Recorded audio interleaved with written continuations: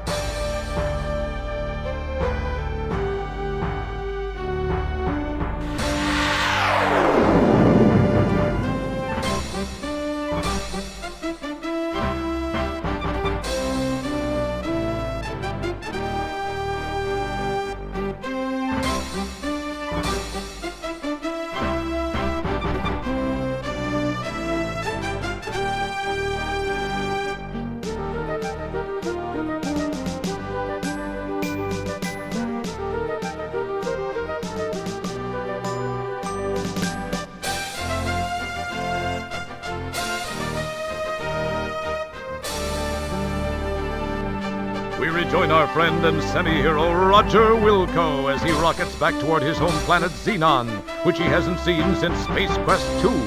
Having successfully rescued those two ingrates from Andromeda, he decides a pit stop on Magnetheus is in order.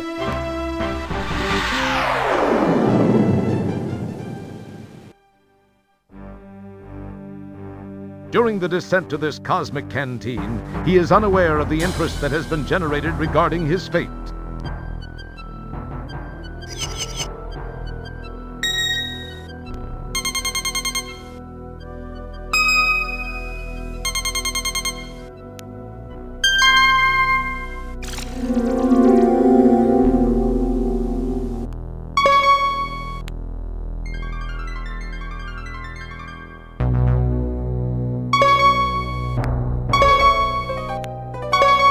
We have confirmation of his position, Master. Off to Magnetheus with you then. It is time for Wilco to meet the fate which I have crafted for him. As our story begins, we find the aluminum mallard parked outside a seedy spaceport bar.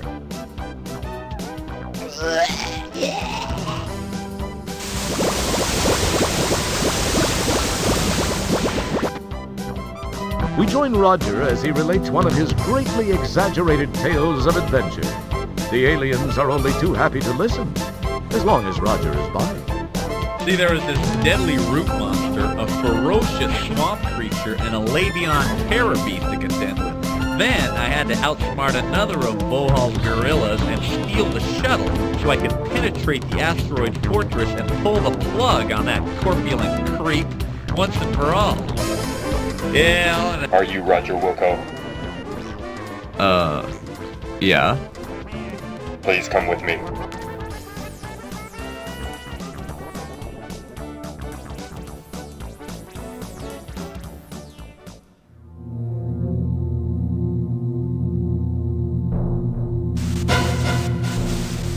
Hello, Roger Wilco. Surprised to see an old friend?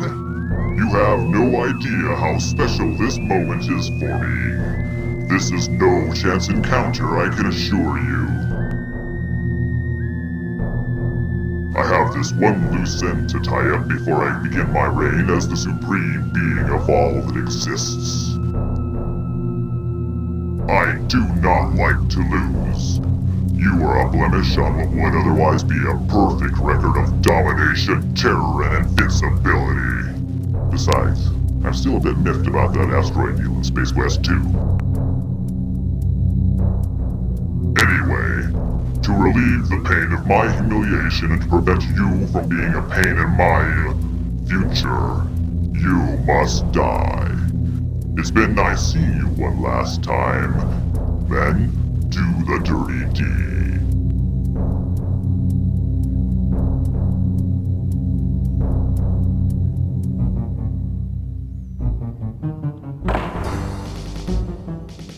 You go left and split them up. Mr. Wilco, follow me and do exactly as I say. Let's move!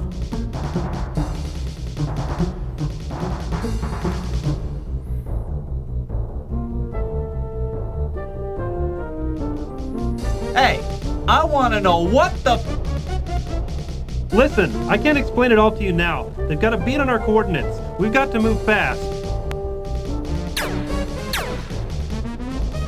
We gotta do this fast. Shield your eyes! Jump into the time rip! Do it now! You've got to! If I take the time to explain, we're both parking lot pizza. You'll understand soon.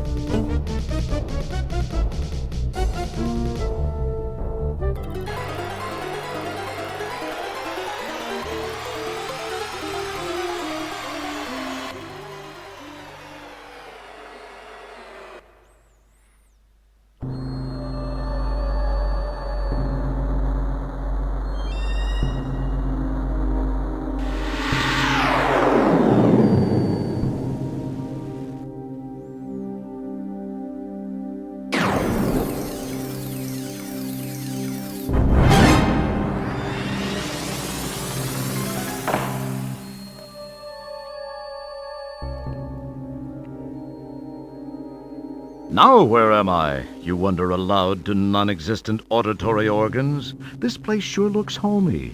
Hey, wait! This looks just like Xenon. It is Xenon! It's really a pile.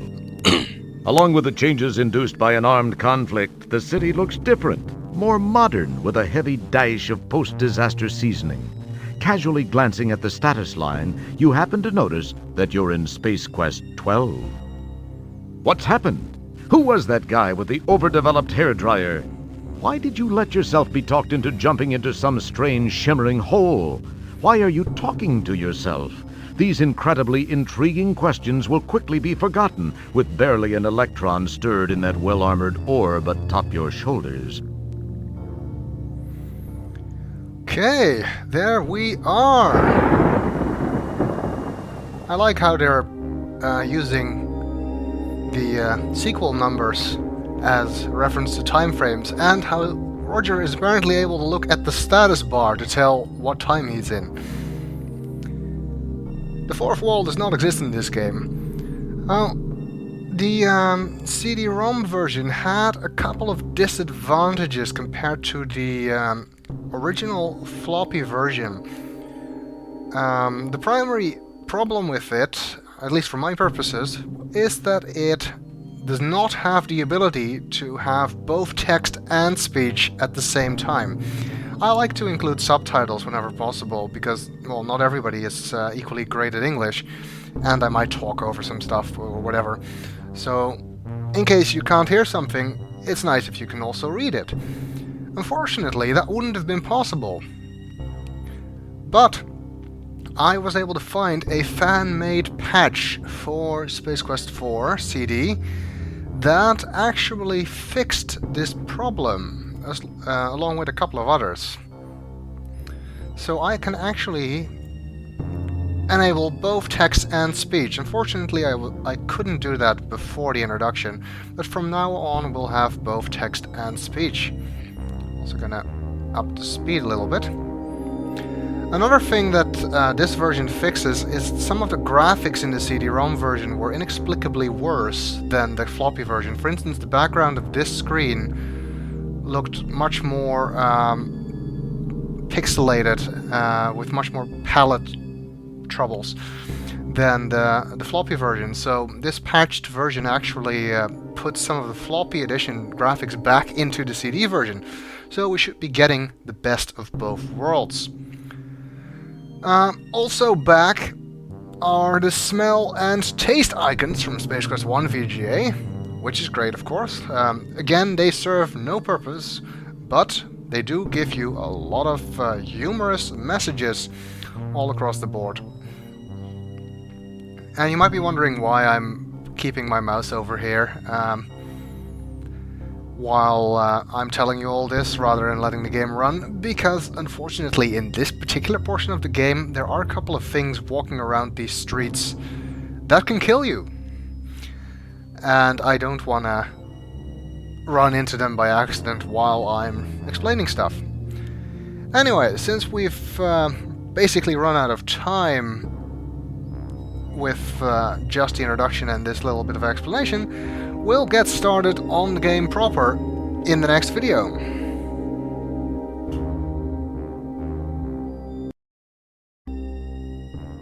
Welcome back! We've only just finished the introduction, which reintroduced us to Vohaul. Apparently it's up to Roger once again to save the universe from this menace. And there were some dudes who basically rescued us from the clutches of Vohaul's henchmen and sent us into the future all the way to Space Quest 12. And now we're on Xenon in that time frame, apparently. Roger's home planet, which we've never actually seen in the games before. You gotta wonder how Roger actually managed to get back to his own universe, because if you remember, that black hole at the end of Space Quest 3 took him to a different universe where he landed on Earth. Oh well, I guess he went back through the black hole or something. Okay, well, like I said, you can die in this section of the game quite easily by running into some people that are running around here. So I'll probably be saving quite a lot. But let's look around. You are in the southern area of a rare clearing in this destroyed cityscape. Your home, as you remember it, does not exist in this period of time. A huge boil of a structure clogs the horizon. Although the quality of the voice acting in this game is really hit and miss, particularly because, well, their casting process was pretty much just head into the company cafeteria and ask if somebody wanted to read some lines, so most of the voice actors are actually just Sierra employees.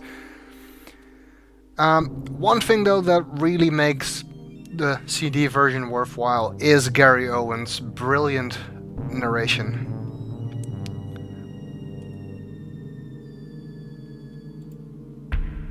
It's you, Roger Wilco, Space Guy. So it is. What's that sound? Sounds like somebody beating a drum. Oh. A brightly colored mechanical hair wanders about. It's an Energizer bunny, or a Duracell bunny, depending on which part of the world you're from. In the Netherlands it's a Duracell bunny, but I think in the US it's an Energizer bunny. What the hell it's doing wandering around this post-apocalyptic landscape? Nobody knows. The large structure in the background captures your curiosity. It's sort of reminiscent of the Tyrell building in Blade Runner, the only nice building in town, basically. Decaying and destroyed buildings now house the apparently non-existent population of Xenon. See how nice it is that we get text and speech at the same time with this patch? Decaying and destroyed buildings now... Okay, that's the same message. A twisted and broken expanse of cityscape stretches south from here, negating possible travel plans in that direction. And that's one of the things you need to avoid. I'm gonna hold back because I wasn't finished looking at things yet. Just hoping he's not that hard to avoid. This is the only form of actual life that you've seen here. Its clothes are tattered, and a grotesque metal contraption is clamped to its head, which serves to hold the eyelids permanently open. There's also an android going around, which is considerably harder. Being downwind of the cyborg, you are very aware that it smells like a slice of luncheon meat that's been walking around in the sun too long. Not with your tongue. Okay. Just wanted to do that while he was on screen and safely away from me. He's not that hard to avoid, like I said. You can usually just walk around him. Still, if you get too close to him, he'll spot you and call the cyborg and then call the android, and then you'll get shot. The android itself is also roaming around here, and if it approaches you, you'd better be careful. Let's see if anything here has a smell. You inhale deeply and detect the aroma of very old traffic. The prevailing noxious wind prevents this. You'll have to be closer to the buildings to give them a really good smell. The snappy scent of freshly chopped buildings fills the air. Ah, the aroma of several adventure games emanates from your person. I'm betting Roger doesn't smell too good after all. We haven't really had the opportunity to take a shower since Space Quest 2. And even before then, I think his standards of hygiene weren't that great. You lick a thick smear of filth off the street. Finding the taste unpleasant, you quickly swallow it. What a smart person you are. Quite. I'll bet you wish you could. Hey, I thought this was a family game. You can even get him to say it's a family game. Hey, keep your hands off yourself. This is a family game. The Energizer Bunny is one of the things roaming around here. He's not dangerous, though. I was busy tasting stuff. The wreckage left by the destruction of the entire Xenon civilization tastes a little like some ancient ruins you once sampled. I don't know what Roger is tasting in his spare time. Alright, well, let's see what else we can find around here. A battered and boarded storefront shows the wear and tear a little war can have on it. What looks like fluid is actually a mixture of toxic atmospheric solids. That's not a good thing. The grate is anchored securely by bolts with corroded heads. Okay, that's not going to be easy to get into, should we want to. And there's something lying It's a here. lightweight, worn piece of rope.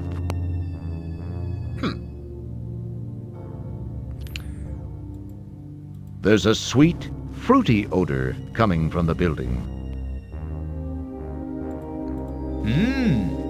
Wild berry. I guess the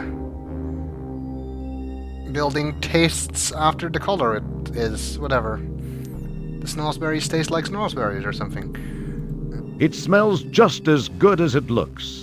Not particularly good then, I guess. It tastes just as good as it smells.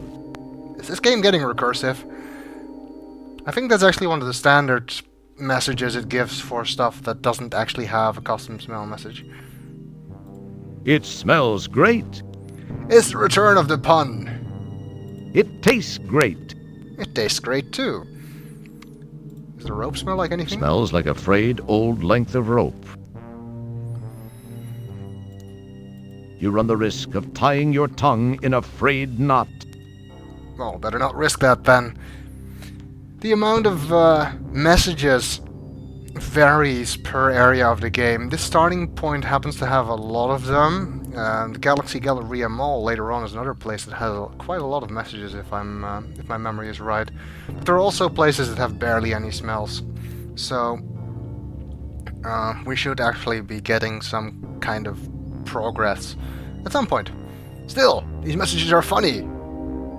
So I like looking at them, and it's not as if these games are long to begin with, so who cares if I'm wasting some time. Let's take that rope. Rope is always useful. You take the small, frayed, useless-looking length of rope. It may look useless, but I can promise you it is not. Let's look in our inventory. We have some buckazoids, which look completely different from the first game, but anyway. And we have 59 of them, apparently, and we have the rope. A crummy piece of rope. Indeed. I can hear that bunny again. I want to see if I can catch him.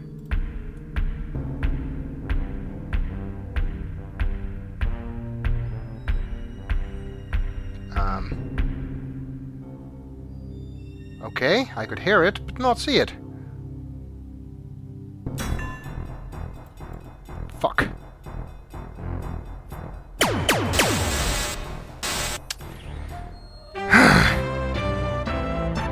We're glad you could play Space Quest 4. As usual, you've been a real pantload. Well, that was predictable. Fortunately, we didn't really do much.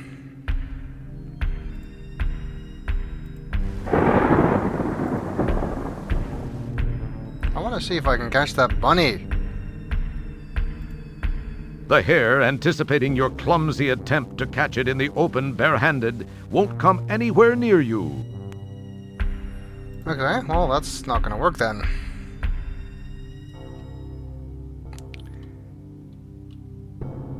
Right.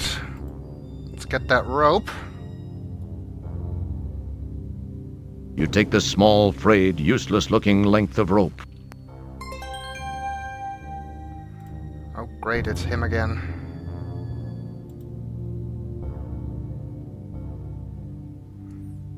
Wow, I wasn't sure that was gonna work.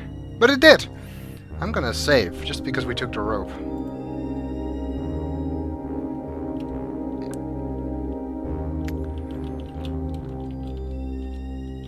Post-apocalyptic Xenon is where we are. And we'll continue in the next video, as soon as this game finishes saving.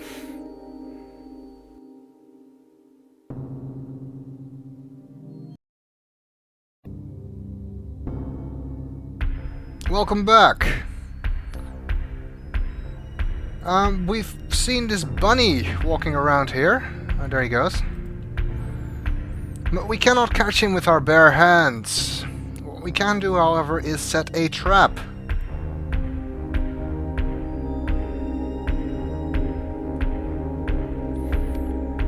He will walk past that, and then if we're quick enough, we can catch him. That was without a doubt one of the finest examples of bunny snatching I've ever seen. The stress placed on the rope during the bunny snatching was too much. You cast the useless fibers aside. Yay, now we got ourselves a bunny, which, in my opinion, is grounds for saving again. Okay, this is really taking a long time. Maybe I should increase the speed of DOSBox a little. I usually like to keep it low for these games because otherwise you can run into timing issues. For instance, that bunny snatching bit is really hard to do on a fast computer. And now we have a bunny. And we can look at the back of the bunny, or the front of the bunny. And it looks like he has a battery in the back. Energizer or Duracell, I guess. You extract the portable power pellet from the back of the bunny's polyplastoid torso. Wow, try saying that 10 times fast. A battery. It is. A darn cute bunny. You can't do that. Apparently. But a battery could be useful.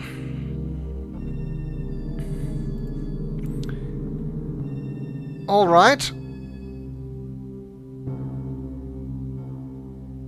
The cyborg wouldn't, or the android wouldn't like to come by now, would it? Because I do want to hide from it at least. Ah, there we go. Good. Because I'm in a hiding place, and that gives you points. Only the first time, though. So you want to do that at least once. You can hear when the android is going to come by the music, by the way. Which is a useful little clue. We now already have 23 points. How nice. One of the things I prefer about the older games is that you can see the score in the title bar. Okay, let's try going left here now.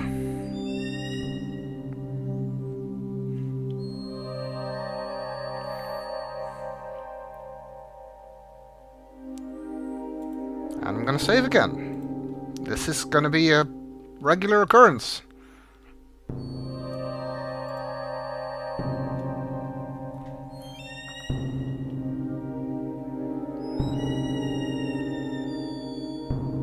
Alright. A quick inspection reveals nothing of interest other than a glove box. Looks like the skimmer from Star A Wars. quick inspection reveals the zesty tang of nitroglycerin fills the air around the ship. That's not a good thing. It tastes like ship. That seems to make sense. More high-speed travel surface lies useless. The place is a mess. Dangerous terrain prevents travel to the south. A sidewalk anyone would be proud to own. This sealed, battered building is the last one standing in the southwestern area. It smells a little like pebbles and a little like the rubbles. Oh great, it's him again. I'm gonna try and outcircle him.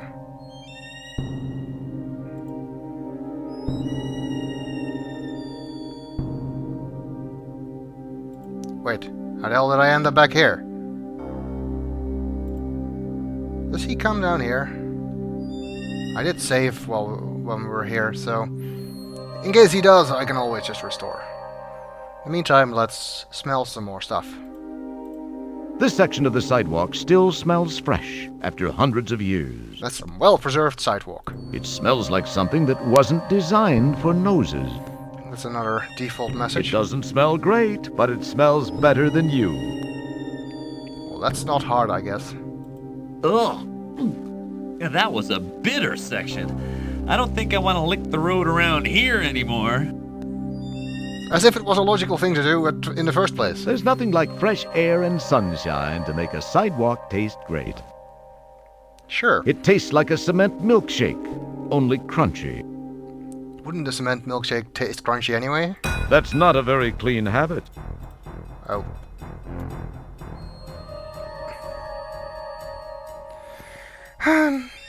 You do get tired of all these dangers running around. Well, this thing had a glove box. That might be of interest. It is a closed glove box. The interior of the air car sports many broken gauges and instruments, as well as a glove box. Is there anything in the glove box? Looks like it. Okay, right-clicking isn't working. It looks like a genuine Pocket Pal portable terminal. After taking a quick look around to reassure yourself that the place is as dead as it looks, you snitch the Pocket Pal laptop. I guess the previous... Oh. There we go again. You don't have to close the glove box. But if you have OCD or something, then you can. And I did. Alright, we got ourselves a laptop, apparently. Let's take a look at that. Seems to have a port on the side. That looks sort of round, like the shape of a battery. You plug the mobile power cylinder into the laptop. Your Pocket Pal now has power. Now all you need is a place to use it. You liberate the battery. Oh, that was not what I intended to do. You plug the... I guess we need to find a location where we can do something with that. Not here though.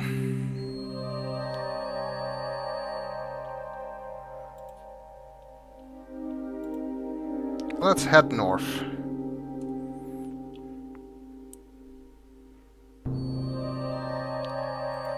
This is another place where you can hide from the android to get the points. I'm just standing here in case somebody wanders by. It's a safe bet the tank had something to do with the end of traffic on this thoroughfare. The structural warpage and the enormous gaping hole indicate a violent end for this corroding battle machine. Another of Xenon's ruined structures awaits the final slow assault of nature. Okay, there he goes again. I don't think we have to worry about it, though. Even though you'd think he could see it from there, but anyway. As long as we're out of view from the player, that's fine. One thing this society can say is that no citizen lives on the streets. In fact, nothing seems to live anywhere. This place is definitely DOA. Except for the cyborg. Smelling and tasting to be done. It smells like hundreds of sweaty public servants once populated this building. Amazing that you can still smell that. I'll bet you wish you could. I'll bet you wish I could. Wait, what? It smells exactly like the hull of a useless, burnt-out battle vehicle. It needs salt. That's another default message. The pavement has lost that wonderful wet tar smell you loved so much as a kid. If you liked smelling wet tar as a kid, Roger, I guess that explains quite a lot. Okay, you scrape some taste buds off onto the street. Still fun. The smell of devastation is everywhere. The taste of devastation is everywhere. Why did I expect that to happen? Good thing it's not below freezing, or you'd end up spending the whole game with your tongue stuck to the frozen metal. You inhale the smell of the column and file it away in your brain under useful information. Useful? In what way? Does he smell? It's probably the most nauseating thing to smell in the whole family of smells. Apparently not, because that's also a default message. Droid or death. An app's description? It needs salt. It doesn't taste of anything either. Oh well, we'll continue in the next video.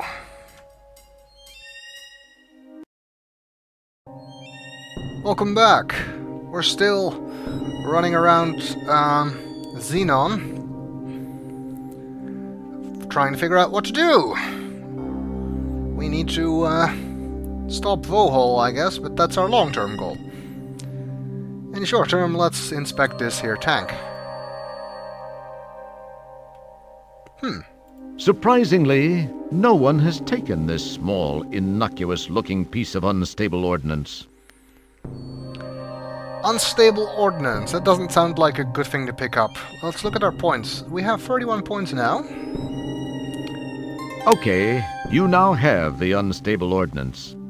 Remember, it was your idea. Good luck. Now we have 56 points. Unfortunately, if we keep the unstable ordnance, we die later on. It'll blow up. So let's replace it. A very wise choice. Carefully placing the unstable ordnance back inside the tank, you decide some things are better left alone. And... oh, wrong button. Now we have 36 points. We lost 20 points by putting it back, but we still have 5 points more than we started with. Okay. How's that for an obscure puzzle? Let's head to the right.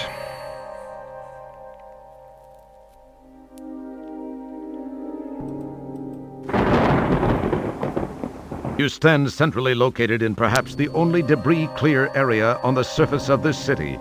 This was a busy intersection of commerce when times were happier, and life, well, just existed. An odd structure looms in the distance. A once prosperous bank building stands partially wrecked and sealed shut. The relatively undamaged building shows no entrances. I think we're looking at your basic surface transportation intersection. Seems like it. It doesn't exactly smell April fresh. It smells just as... It's probably the most It smells like some... These are all... It's not as messages. big a taste sensation as other parts of the city. Nah, you'd rather not. Okay, not much to smell around here.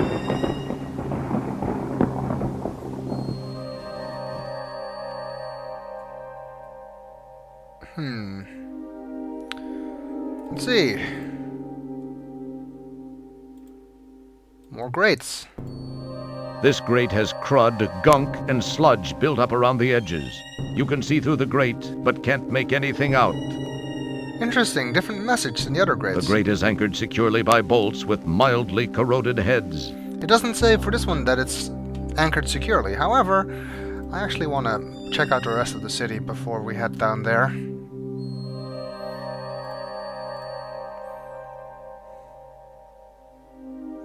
I increased the speed a little bit, so saving is a bit faster now.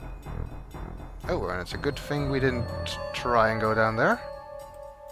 A featureless, dirty white structure fills space to the east. It looks like a surface suited for foot travel. That's what most sidewalks are designed As for. is often the case in road design, many features were left out to make it a hazard-free experience. The rubble is rough and jagged. Your species wasn't designed to traverse this kind of terrain. So we're not going any further north, it seems. It smells like something that wasn't designed. Okay, that seems like an error message. The rich aroma of hover car exhaust fills your sinuses. It smells... It tastes like you've just scraped your tongue to shreds on the pavement. It tastes like all the other sidewalks you've ever tasted. Weirdo. Now you're starting to call me a weirdo after we've done that 27 times? Okay. Oh. No!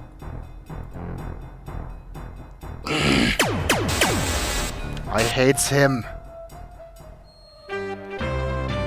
We're glad you could play Space Quest 4. As usual, you've been a real pantload. Well, that was to be expected. Well, that is why we save. Let's try going no... What? How the hell did I end up here? Ooh. The large structure in the background captures your curiosity. I'd like to go there, but apparently we The can't clearing cross... ends here. Jagged chunks of debris clog the north. Apparently we can't go further. Ominous lightning, always a good sign. You are at the northern boundary of a clearing in the midst of a battle-scarred city. An ominous-looking building is the only thing in sight which might contain life. In the distance, the skeletal remains of once proud structures jut weakly into the chemical-laden atmosphere. It smells like trouble. What's going on in there? You can tell that from here? Impressive. The ruined buildings smell of death and destruction. Well, I guess that Roger is one experienced smeller by now. It smells like the remains of a flourishing civilization blasted to smithereens by an evil entity of immense power. Sherlock Holmes would be proud of those deductive skills. It has that unmistakably tangy aroma of pressure-treated petrochemicals. In other words, asphalt. Nobody can reach that building from here with their tongue unless they're in a Leisure Suit Larry game. Another favorite hobby of Space Quest, making fun of Leisure Suit Larry. If your tongue were that long, well, you can guess the rest. No, I can't. Please continue. It tastes like nothing you'd... It doesn't taste half bad, considering what it smells like. The taste of the street brings to mind all those wonderful times as a child that the local bully ground your face into the asphalt. Wait, those were wonderful times?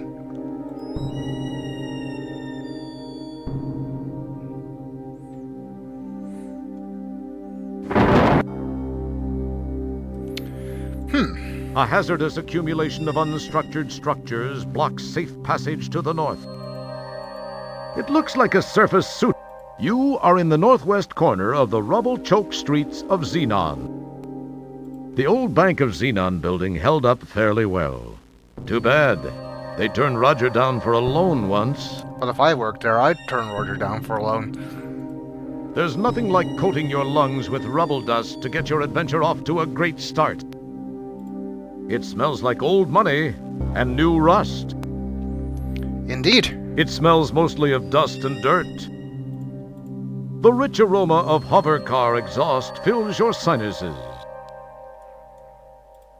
It tastes okay, but you generally prefer your rubble extra chunky. Well, I guess Roger is the expert.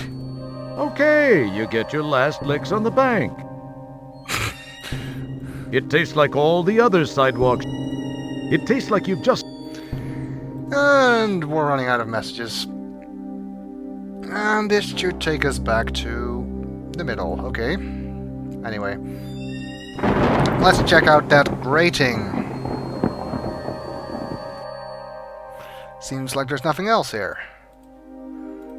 The right mouse Keep button. your hand... The right mouse button is not cooperating. Oh, there he comes again. I didn't die once from being spotted by him, which sort of surprises me. Now where are we? I want to roll out to existent auditory organs, namely you, the viewers. It's you! No. You notice the shadow cast on the wall by the inaccessible grate above. Which means I guess we need another way out of here, because we're not climbing back out. A variety of pipes, coolant, and otherwise pass in, through, and around the room. You've reached the sewer maintenance office. Apparently this office has been long abandoned. Your janitorial instincts urge you to sweep up and do a little dusting, but you suppress those urges and concentrate on the task at hand. I guess suppressing the urge to work is a natural instinct of Roger. A variety of pipes, coolant... What's this thing? The strange little pedestal has wires running between it and the wall. Well, that's not very insightful. There's a door. It's very pleasant looking. Great. The desk is not exactly executive caliber. It's just an average old-fashioned desk blotter. And there's something on the desk. It's an empty jar with a lid, neither of which does anything entertaining. Oh, that's a shame. Anything here of a smell? It smells just... It smells like something. It's probably the most... The smell down here isn't as bad as you thought. No specific ones, though. Nah, you'd rather not. It needs salt. It tastes like nothing you'd... No. Oh, well. I think we can do with a glass container. You never know what we might need it for. You take the jar into custody. Great. You have an empty jar. See if we can fill it with something at some point. Well, we'll continue to look around here in the next video. Welcome back. We have found our way into the sewers, which at the very least means that for a moment we are safe. Not for long though, but anyway. This game has way too many spots where you can just randomly die. Which actually was sort of a staple of Sierra games of this era, but anyway. Let's investigate some more. There is a desk plotter on the desk, and, well, if you have any experience with adventure games, you might realize that there could always be something beneath it. Ah, a button. Perhaps I'll give it a press.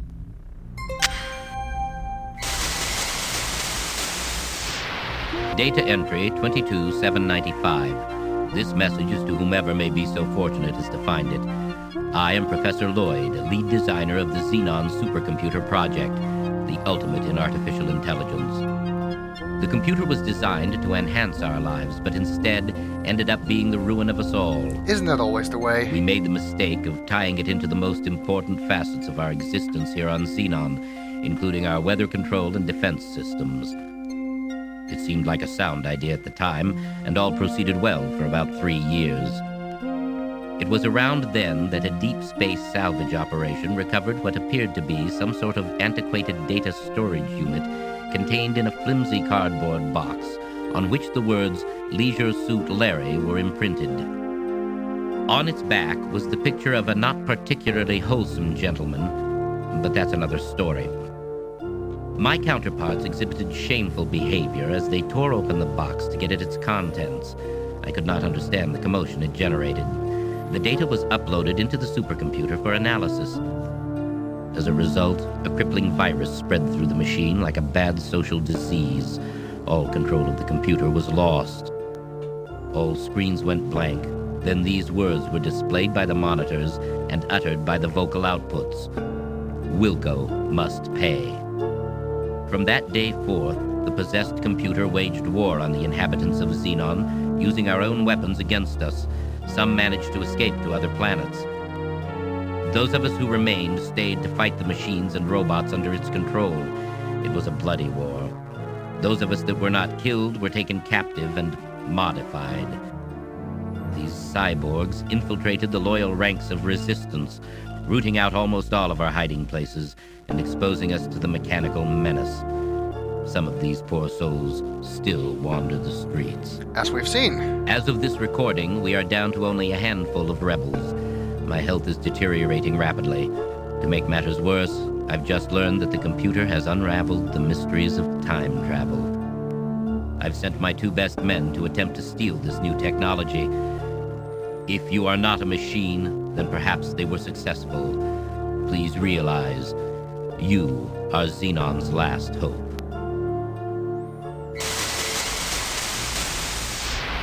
So now we know what happened.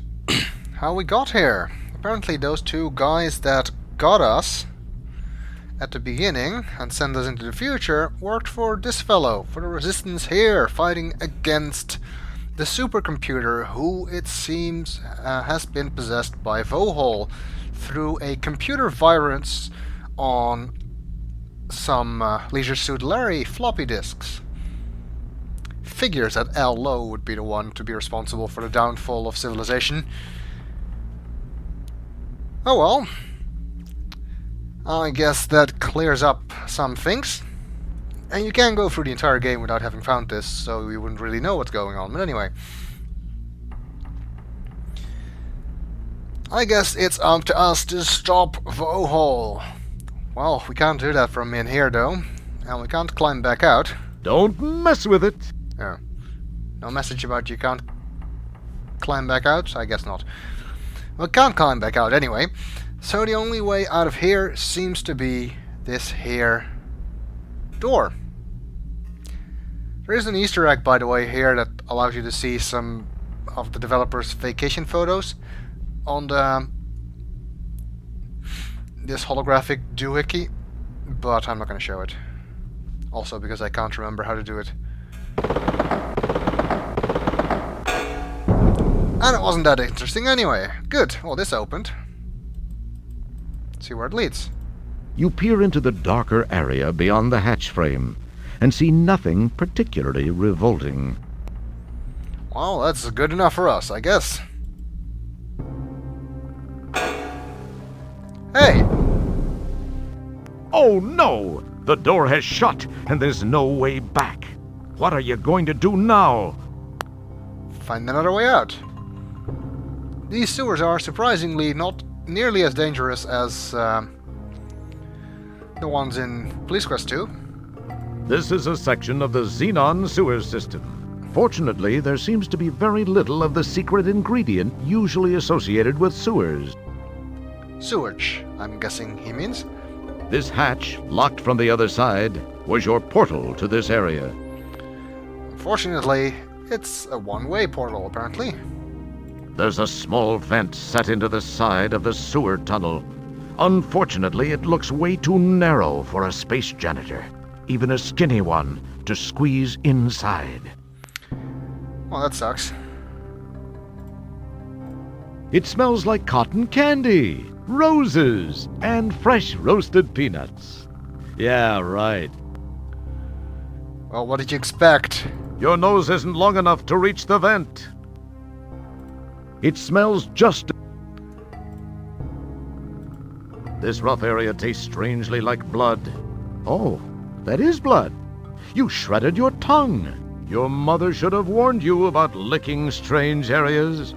Well, if she did, Roger obviously didn't listen. This rough area... Oh. It needs salt.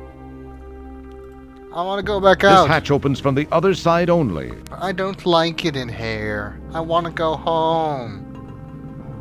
Oh well, tough luck. Saving time!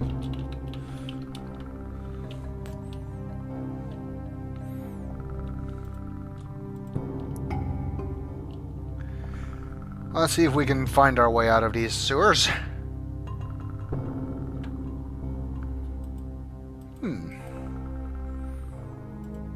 A T-fork. There's a small vent set into the side. And another vent we can't use. This is a section of the Xenon sewer system. And no new messages. So far, all's clear.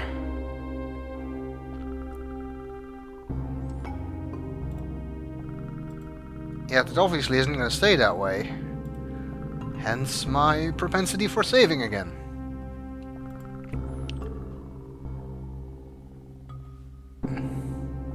I'm taking a stroll in the sewers. Oh, what the hell is that?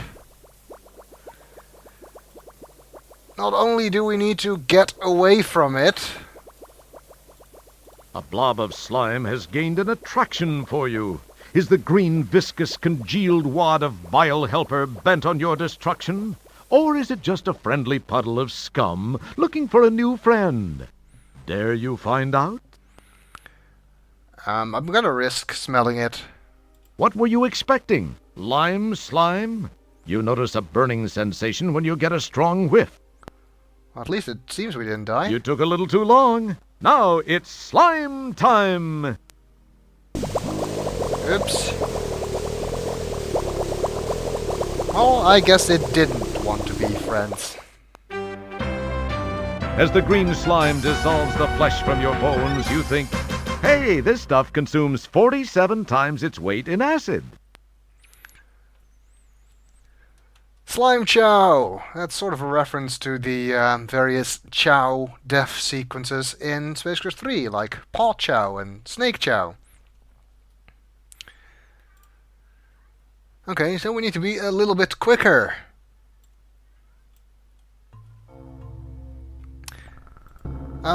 Not only do we need to avoid getting eaten by this stuff, we actually need to take some of it with us.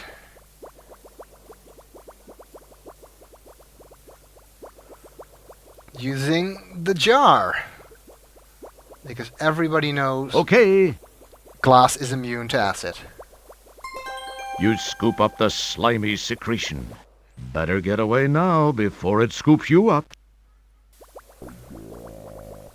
Fortunately, there's a ladder here, leading to a way out. What luck! Ooh.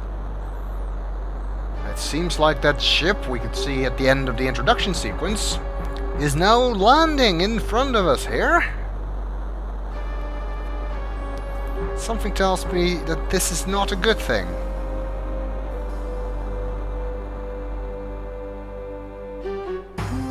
Looks sort of frog-like. Uh-oh, it's Vohaul's henchmen! Just what we needed, as if this place wasn't danger enough. Well, we could try going back into the sewers, which at least would avoid them. But that really isn't going to accomplish much. Well, we'll see if we can find a way out of this sticky situation in the next video.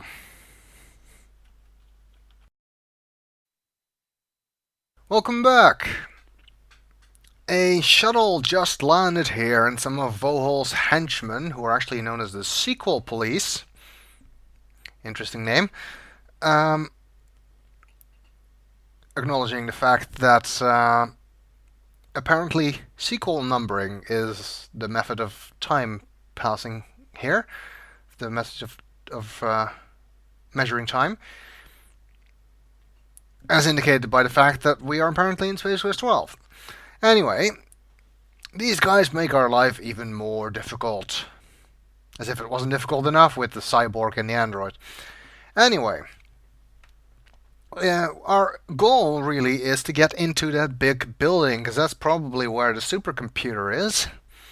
And we saw this same craft in the beginning, after the introduction, and it was actually going there. So maybe if we can hitch a ride on it somehow, that will get us where we want to go. Let's try that. If you can do anything with the ship, you certainly can't do it from here. We can get out. Oh, and that takes us here. Let's make a beeline for it. Hopefully we won't get shot or anything.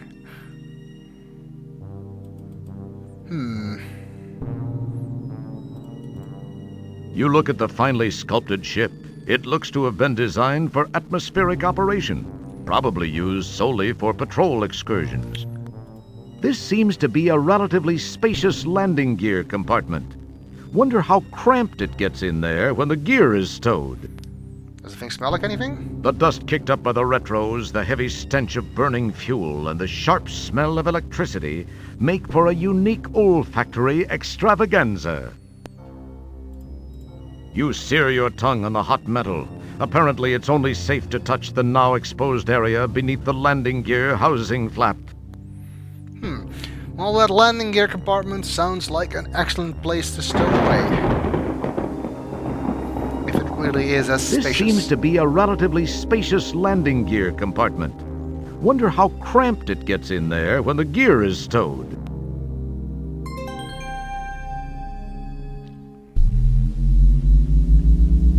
Ooh, they're leaving. What excellent timing.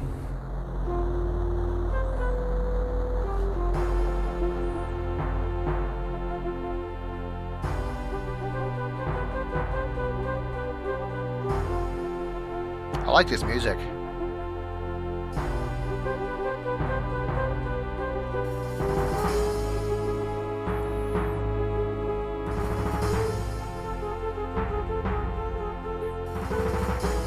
Now this looks familiar.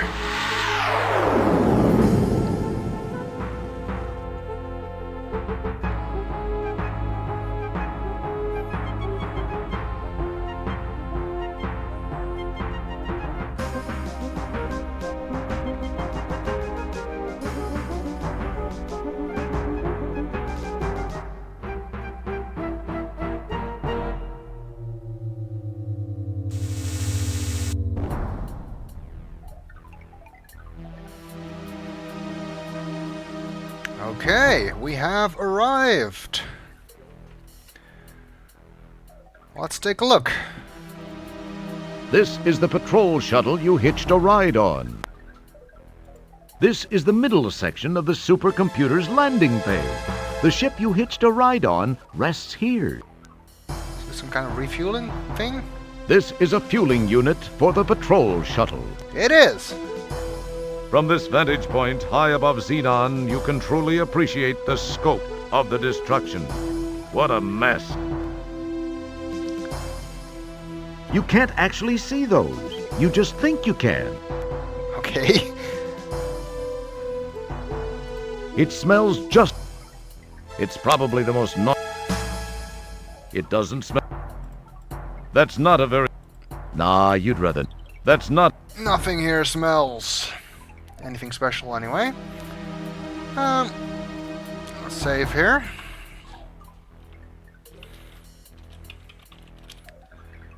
So we made it up to the supercomputer. Now we can go either right or left here. If we go to right, there's a guard. Uh-oh. And he shoots us. We're glad you could play Space Quest 4. As usual, you've been a real pantload. Well, that didn't end well. So let's try going left instead.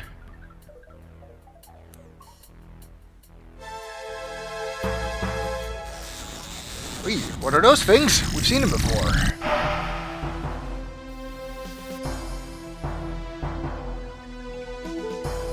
I've just completed a scan of the Avian sector of Space Quest 2. No sign of presence at this time.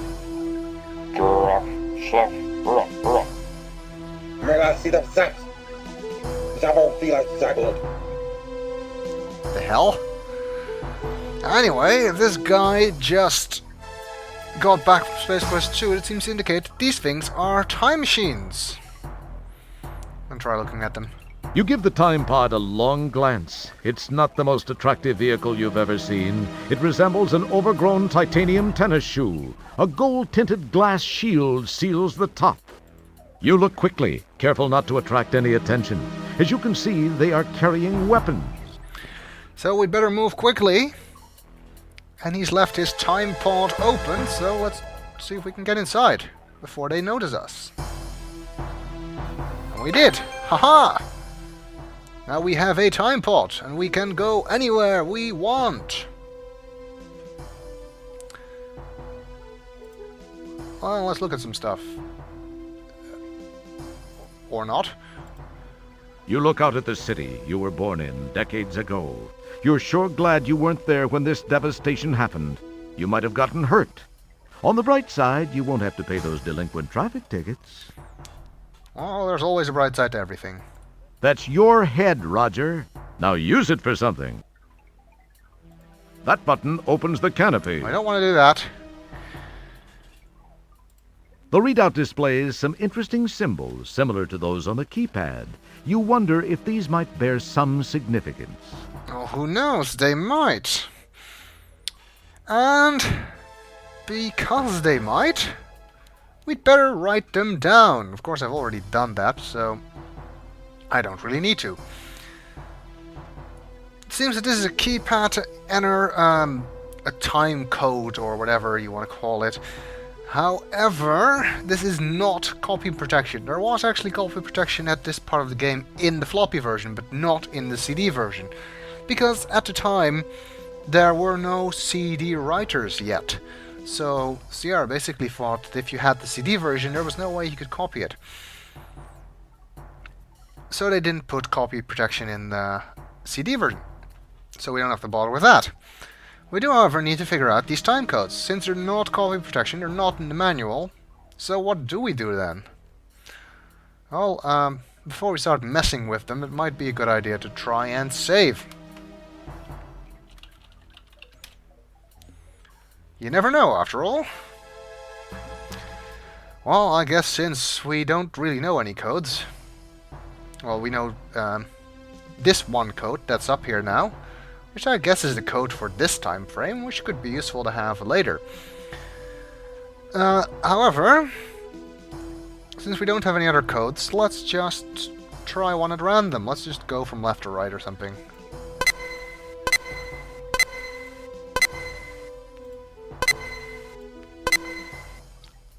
Looks good enough to me. The powerful quad quark drives Rev to life. Time and space bend under the fibrillations of the time-rip transfluxers. Your adrenaline and stomach reel with the hyperbolic hyperbole. And finally... Wow, I guess we got a good code in one.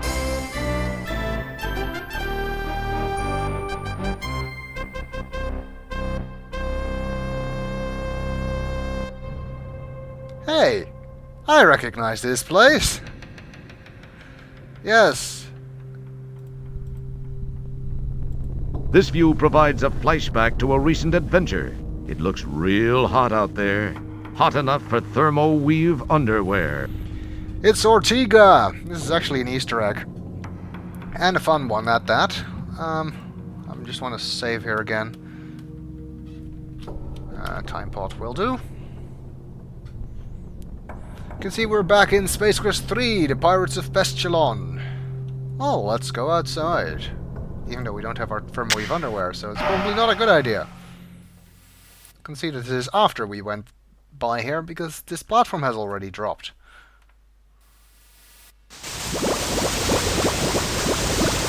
Oops. This is Roger. This is Roger on Ortega. Any questions? Oh, I guess it was supposed to be pronounced Ortega. Anyway, this is a reference to an old anti-drugs PSA, which was, "This is your brain. This is your brain on drugs. Any questions?" Well, let's not go outside. Let's try a different code.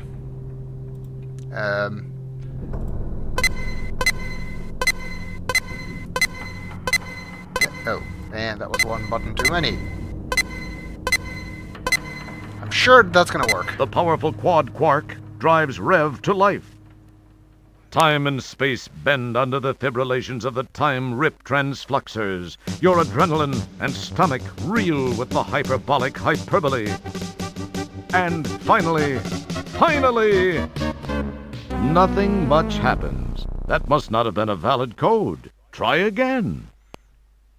Okay, well that sucked. We'll continue in the next video. Try to find a good code.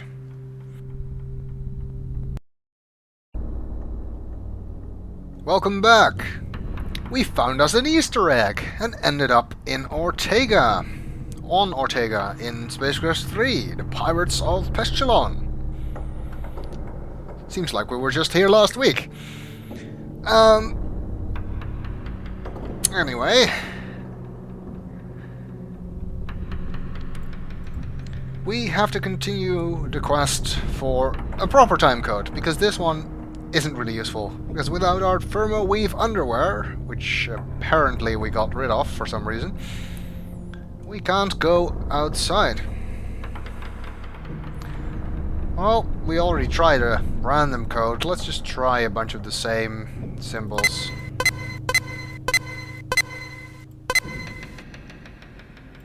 The powerful quad quark drives Rev to life.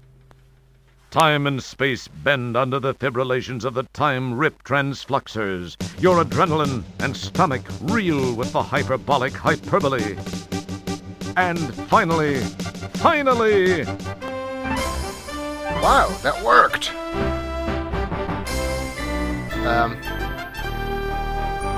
Why am I not getting an animation? That was weird. Okay. That's a glitch. But anyway, we made it. Wherever the hell we are now, we are apparently in Space Quest 10. The Latex the Latex Babes of Estros. That sounds interesting. Actually, any code, as long as it's 6 times the same symbol, will work to get you here. So you just have to be lucky to discover that. Let's go outside. This sure looks a little bit more appealing than the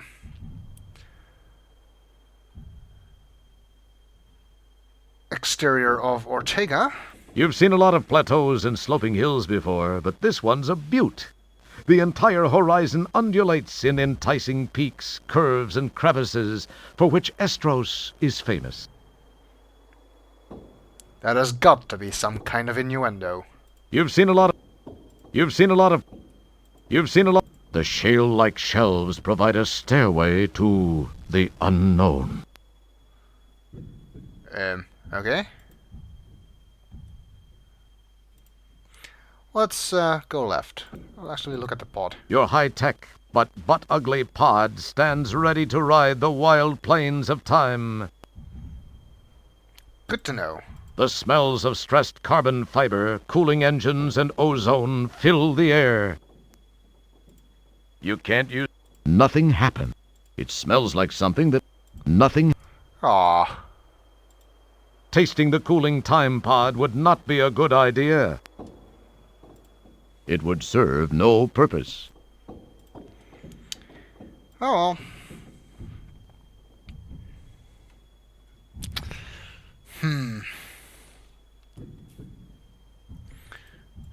As you look around at the towering rocks, immense formations carved over millions of years, you can't help but be overwhelmed by a sense of your own insignificance.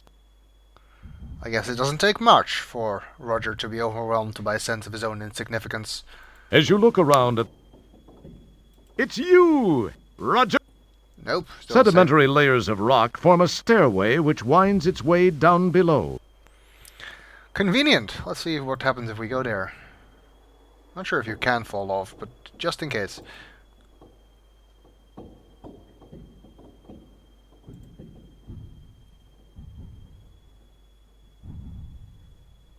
The hell? A mysterious shadow quickly moves from your view. That's ominous. You get the feeling you're not alone here. Indeed.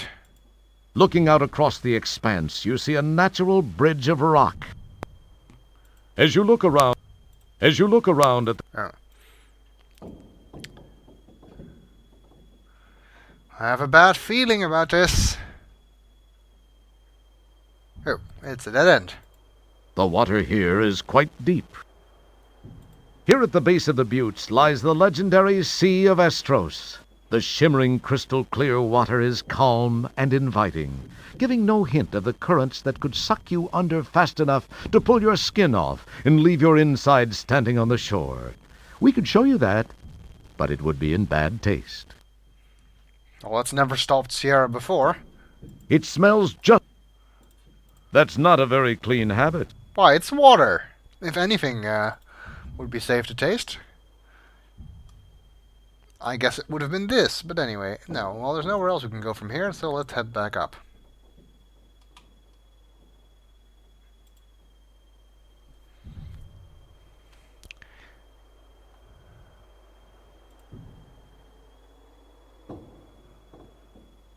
Whoa!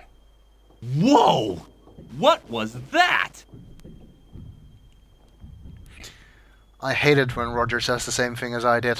Makes me look stupid. Okay, so we've got mysterious moving shadows and giant birds. This does not bode well. Well, let's try and head down from here.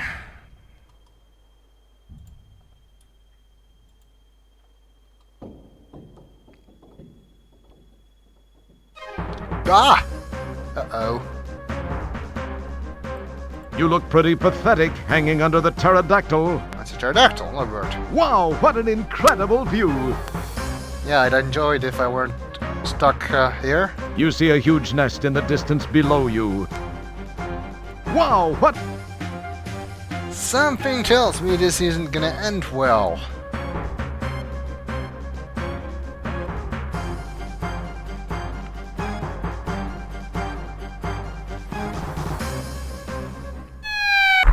Ow. Hey, those talon things hurt. You didn't much care for the landing either. Something tells me we'd better not hang around here too long. The huge nest is constructed of sticks and assorted being parts gathered from this bleak planet. It is then cemented in place by a generous helping of pterodactyl saliva. You find yourself in a nest perched high above the irregular surface of this butte-laden planet. Nice timing. My. Rather than the sequel policeman penetrating the inner sanctum of the nest, the reverse obviously occurred. What the hell's that?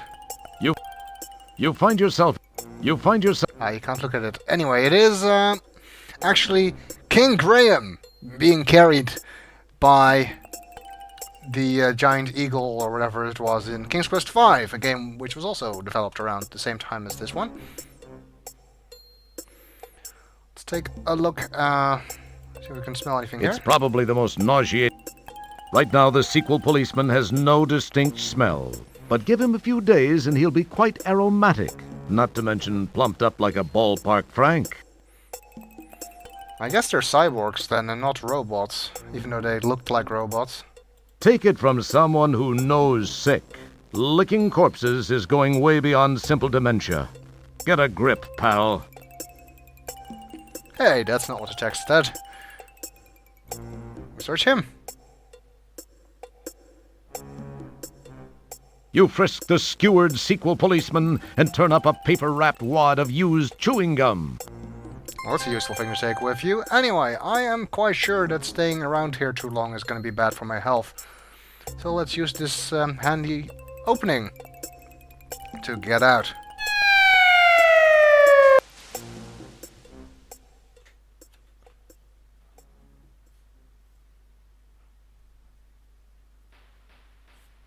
Oh, now we're back down here.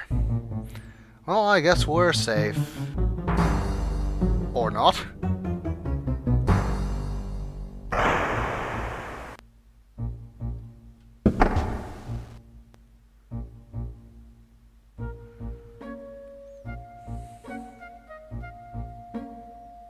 You've got a lot of nerve coming back here, Roger Wilco.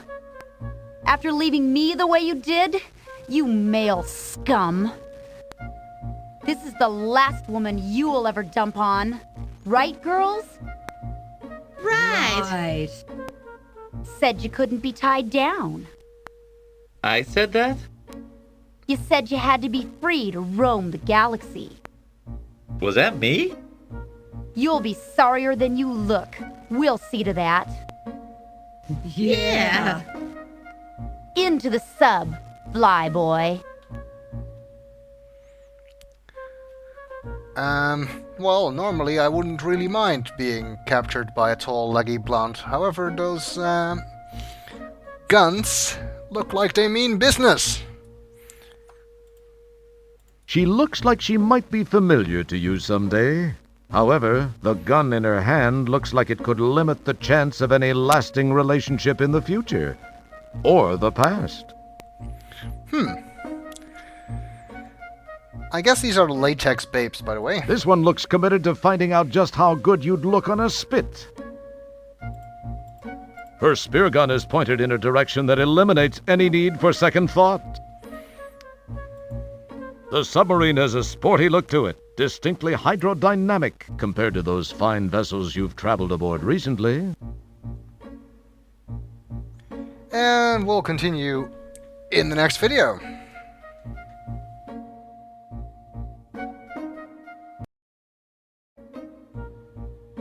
Welcome back. We have been surrounded by the latex babes of Astros, which normally I'd be all in favor of, except I don't think they have anything good planned. Do they smell like anything? You can bet she smells better than you. Better just speculate on this one, or you'll be snorting spear. This would be an excellent time to keep your nostrils to yourself. This would be an excellent... Aww. Best to keep your taste buds packed away right now, Buckwheat. I'm sure Roger wants to kiss her. I mean, we haven't so much seen a woman in 3 games. Gee, maybe you should walk right on up to her and give it a try. Not... Yeah, right. Oh well. Look at those spear guns. I don't think it's a good idea to defy them, so let's do what they told us to do and get in the sump. Hopefully they don't have anything too brutal planned.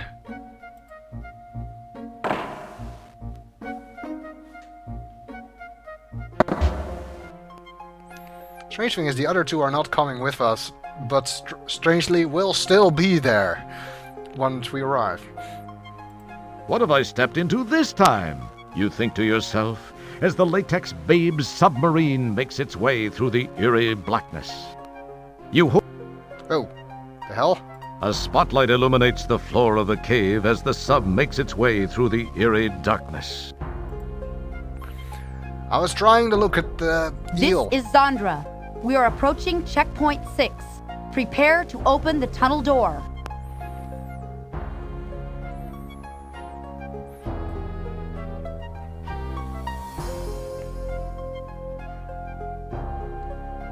Activate the door.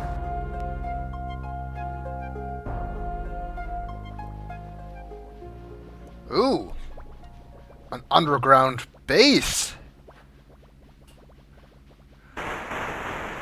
I don't know who these latex babes are, but I like the James Bond villain vibe they've got going here.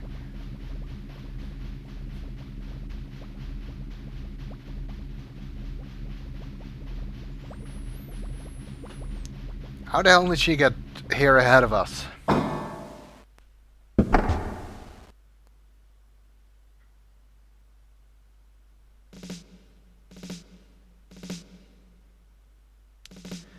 I've got a bad feeling about this.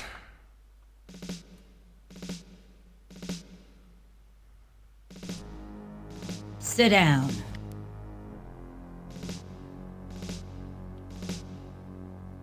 Comfy, Mr. Wilco? Hey, what are you doing? Good question. Let me go, witch. Nice save. Shut up! You're whimpering sickens me. I'll teach you not to run out on me. Thoreen is quite knowledgeable in the ways of torture. I believe you. I'll let the two of you get acquainted. Thoreen, do your stuff. With pleasure, Zandra. Let me introduce you to a friend of mine.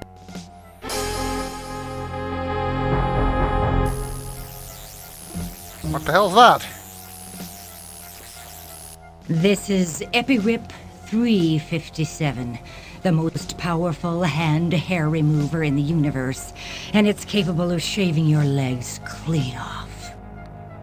I've always wanted to see a man shave with one of these, but I guess you'll do. Hey!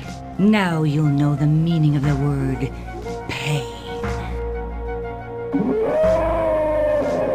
The hell?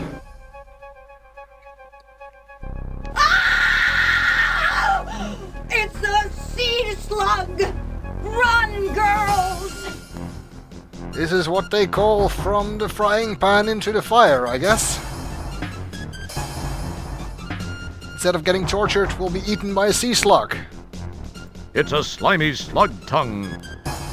It's a man-trap restraint system. This switch activates a laser. Ooh, that'll be useful. Can we get at it? Desperately, you try to push the button, but the restraints are just too tight. Now we can. This thing opened the restraints.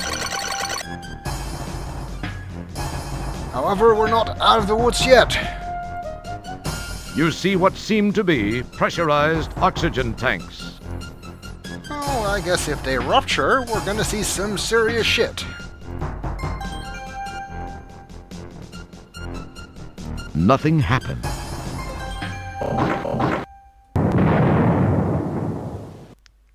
Woohoo! Our hero!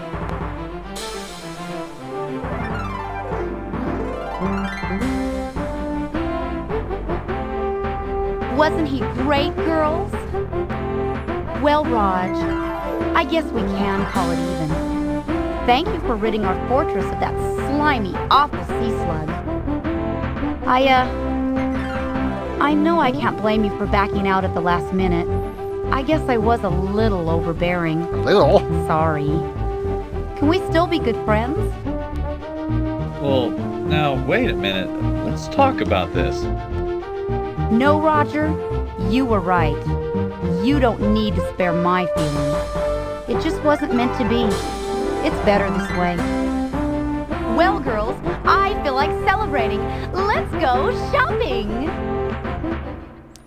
And the feminist movement was set back several decades by this game, I guess. Meanwhile, back in Space Quest 12... Wait, how does that work? Ooh, ominous. Well, what have we here? This is the rebel scum we captured in the Space Quest 4 time sector. He had just aided Wilco in escaping. The readout on his time gun indicates that Wilco was successfully transported into this time sector as you feared. That is no longer a concern. Wilco will surrender to us once he has learned we have captured his son. Then he will be destroyed once and for all. Wait, our son? How does Roger have a son? He doesn't even have a girlfriend. I guess it's his future son. And we're going to the mall.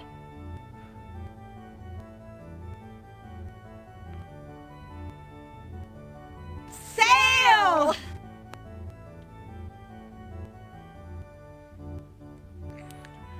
And that's the last we'll ever see of them. Well, we are at the mall, apparently. Still pantsless, however. It's you! Although the narrator does not comment on that fact. It's just another vital part of the Galaxy Galleria shopping mall. It's just This beltway is great. No more tired, aching feet. No more walking just for the sake of going somewhere. It's just... Okay. Hey. This guy, or is it a gal, doesn't look like anybody or anything you've ever seen before. Well, it is the future. Can we talk to him? The being, unable to understand your language, acts as though it doesn't see you. Smell them. Taking in a whiff of air, you instantly notice it has 3 feet. As much as we enjoy seeing you get in trouble, we must warn you that this type of behavior is universally considered either rude or amorous, which could get you either killed or married. Either way, we'd be in a lot of trouble. What this dude? This guy looks like the living torso. He probably works for an intergalactic freak show. Sulfur. This shopper smells as though it comes from a planet where the only showers are volcanic ones. As much as we enjoy seeing... That's the same message. It doesn't have the slightest notion as to what you might be saying. I think there's an You talk to yourself. Easter egg. But you don't... If you talk to these guys a lot. It doesn't... It does... You talk to... Oh well, maybe I'll try and get that later. I'm not entirely sure if that's the right way to get it. One of the Latex babes dropped something. It's an Autobox teller machine card. An ATM card, in other words. And since we have only 59 buckazoids, that might be useful. You pick up the ATM card.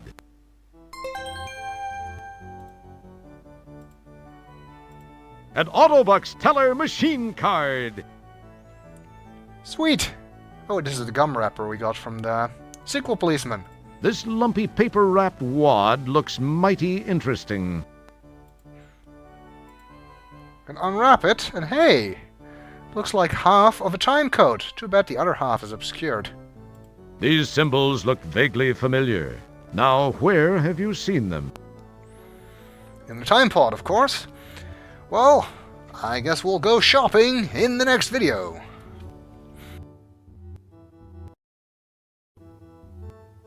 Welcome back! The Latex Babes of Estros have taken us shopping. Thanks for us rescuing them from the sea slug. And now they promptly abandoned us. I guess that is better than us having to actually go shopping with them. I mean, they look like the type that would take 3 hours trying on 17,000 different dresses. And, well, it's probably a good thing that we're at a shopping mall, because we are still pantsless from our little adventure with the sea slug. It's you! Roger Wilco, Space Guy! Ah, the narrator doesn't even comment on that. So, maybe we can find a clothes store. Get some new pants. Can we go outside?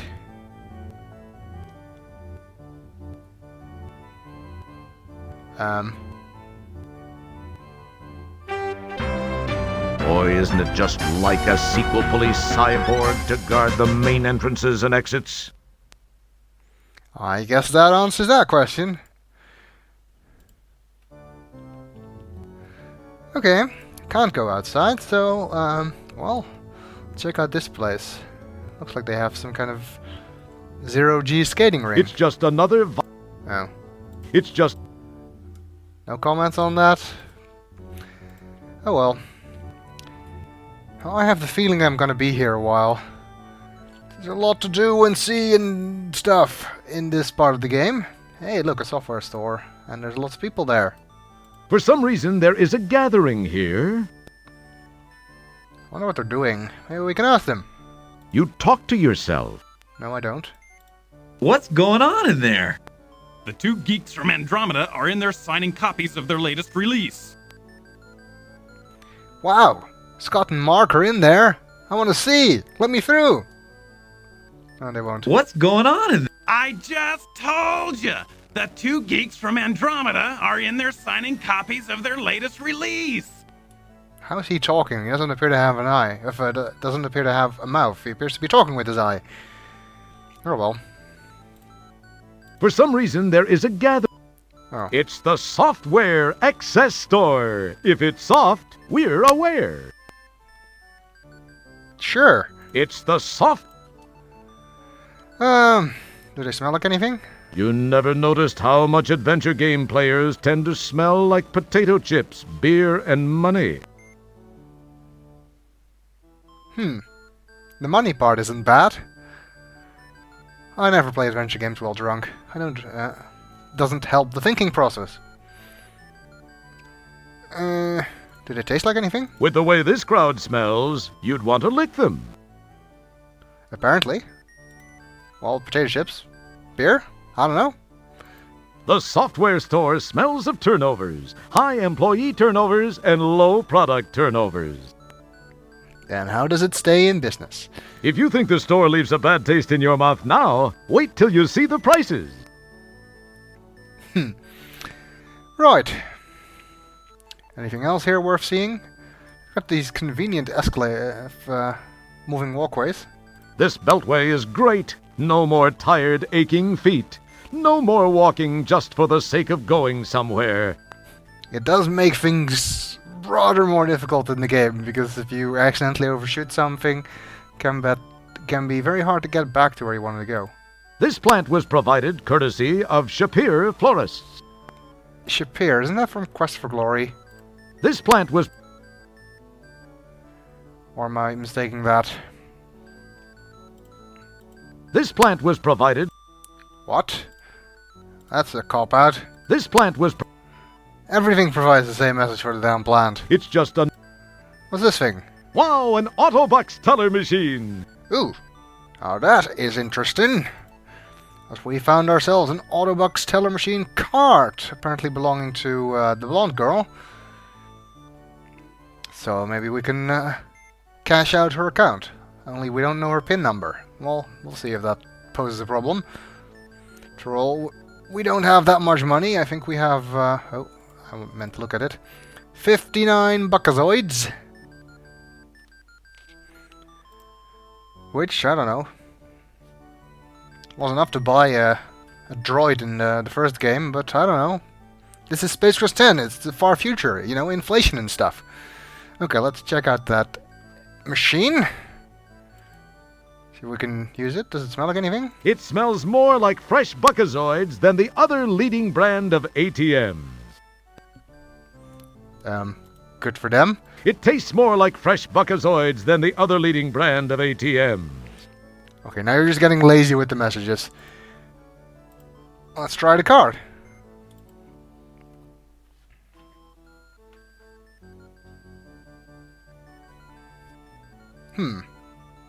That... You obviously don't resemble a blonde woman. What a surprise. Well, I guess we need to find a way to resemble a blonde woman. As much as I loathe the prospect. Ooh, what's this place? It's very pleasant looking. Oh, and I see that the patch I'm using put back the floppy disk version graphics here, because, well, Sierra was sued over this Radio Shock sign, by Radio Shack, of course, and had to replace it with Hurts to Be Good in the actual CD version, but apparently the patch put back this version. You don't need to. It's very pleasant. It's probably the most... I thought there was a message. It's like licking a battery. Yeah, I thought there was a message for that. Let's go inside.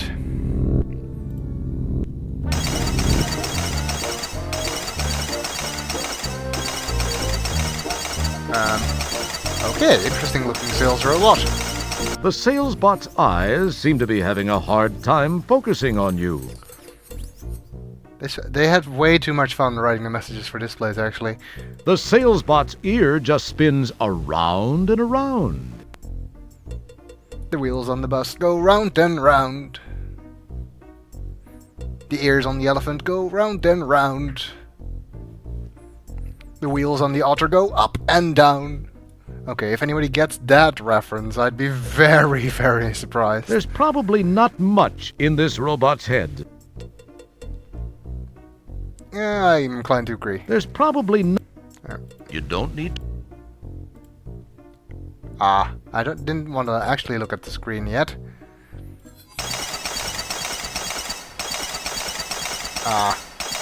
Okay, we'll have to go back in. I wasn't done mucking about yet.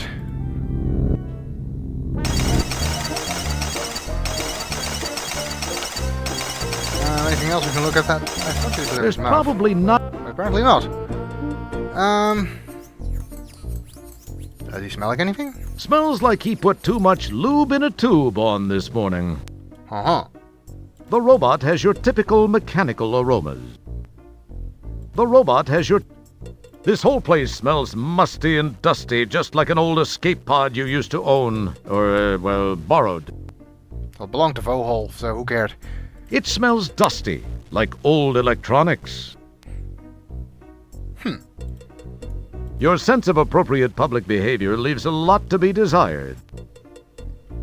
You're only now realizing this? Your sense of... I know you're lonely, but licking a robot's ear? That's not a very clean habit. The friendly sales bot smiles at you and thanks you for licking his chest monitor clean. Okay.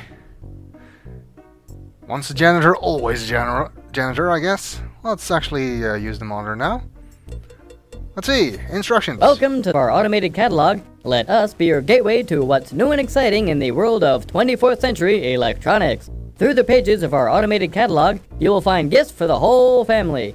For Dad, look in electronic gadgets for our selection of stereo components. For Mom, peek into the electronic mommy for a variety of labor-saving devices and marital aids. For Sis and Little Brother, browse our Techno-Tots toy department for the latest in electronic playboards.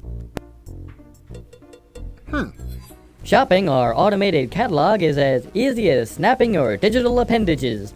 Using your mouse or tab key, simply point to the menu item of your choice and press enter, or click the mouse button. Should you get confused, simply return to the top menu and begin anew. Thank you for choosing us for all your electronic needs. We know you'll find just what you're looking for, and if you don't, we're wrong and you should look somewhere else. Well, at least he's honest. I pity the poor sap who had to read this kind of stuff. And again, it saves me from having to read this kind of stuff, because otherwise, you know, I would have. I think actually not all of the entries here have text, so or have speech, so I might have to do some reading after all. And there are some funny items in this catalog, so of course we will be looking at them, even though we're not going to buy any of them. But we'll do so in the next video.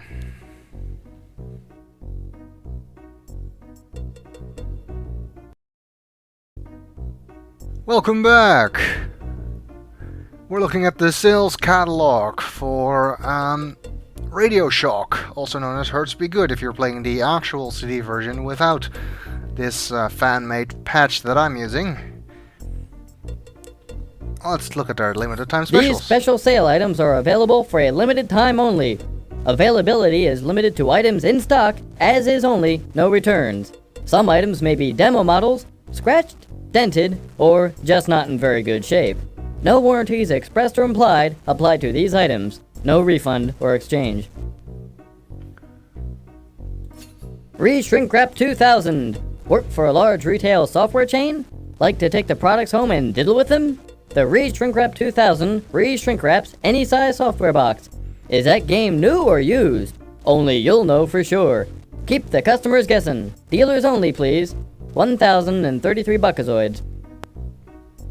That sounds illegal. Now, see, there's no speech here, so I guess I'll read it. Do a funky answering machine. The ultimate in high-tech answering machines. Not a phone device. Carry it around with you. If somebody asks you a question, the Do a Funky will give the correct answer. If it doesn't know the answer, it'll make a good guess. Won't discuss politics or religion. 117 buckazoids. Sold out. Ah. The Cheese Whiz 2.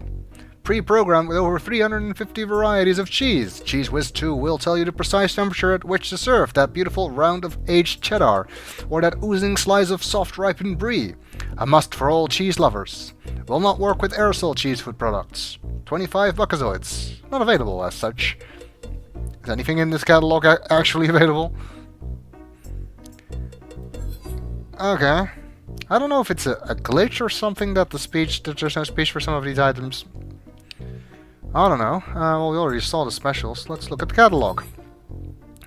Welcome to our automated catalog. Please select from the following departments.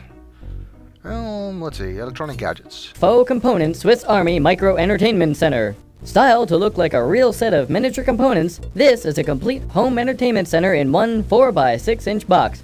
Includes CD-ROM unit, turntable, dual cassette with HyperWow and Mega Flutter, unfolding 84-inch digital color projection multiscreen TV, corkscrew, and toothpick.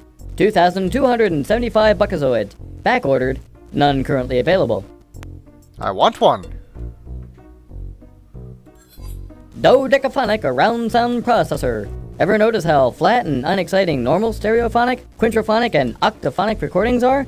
With the Dodecaphonic Around Sound Processor, your music will seem to come from 12 directions. In front of you, behind you, either side of you, 4 midpoints in between, above you, below you, from inside of you, and from the upstairs neighbors. 877 buckazoids. Discontinued.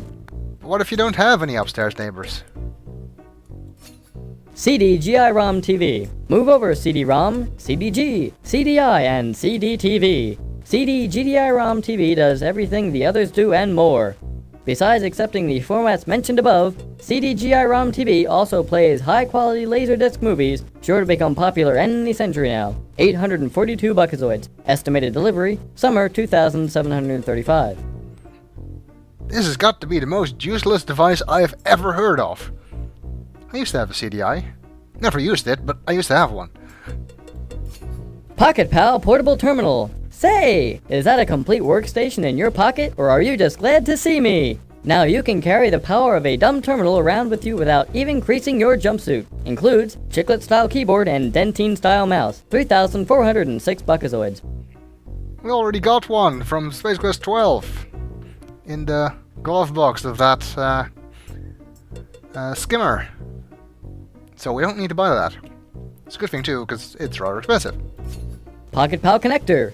If you're a proud owner of our ever-popular Pocket Pal portable terminal, you have no doubt noticed that without the proper connector, it is virtually useless. Fortunately, at this moment, our exclusive Pocket Pal connector is on sale for just 1,999 buckazoids. Get yours now before the price goes up even further.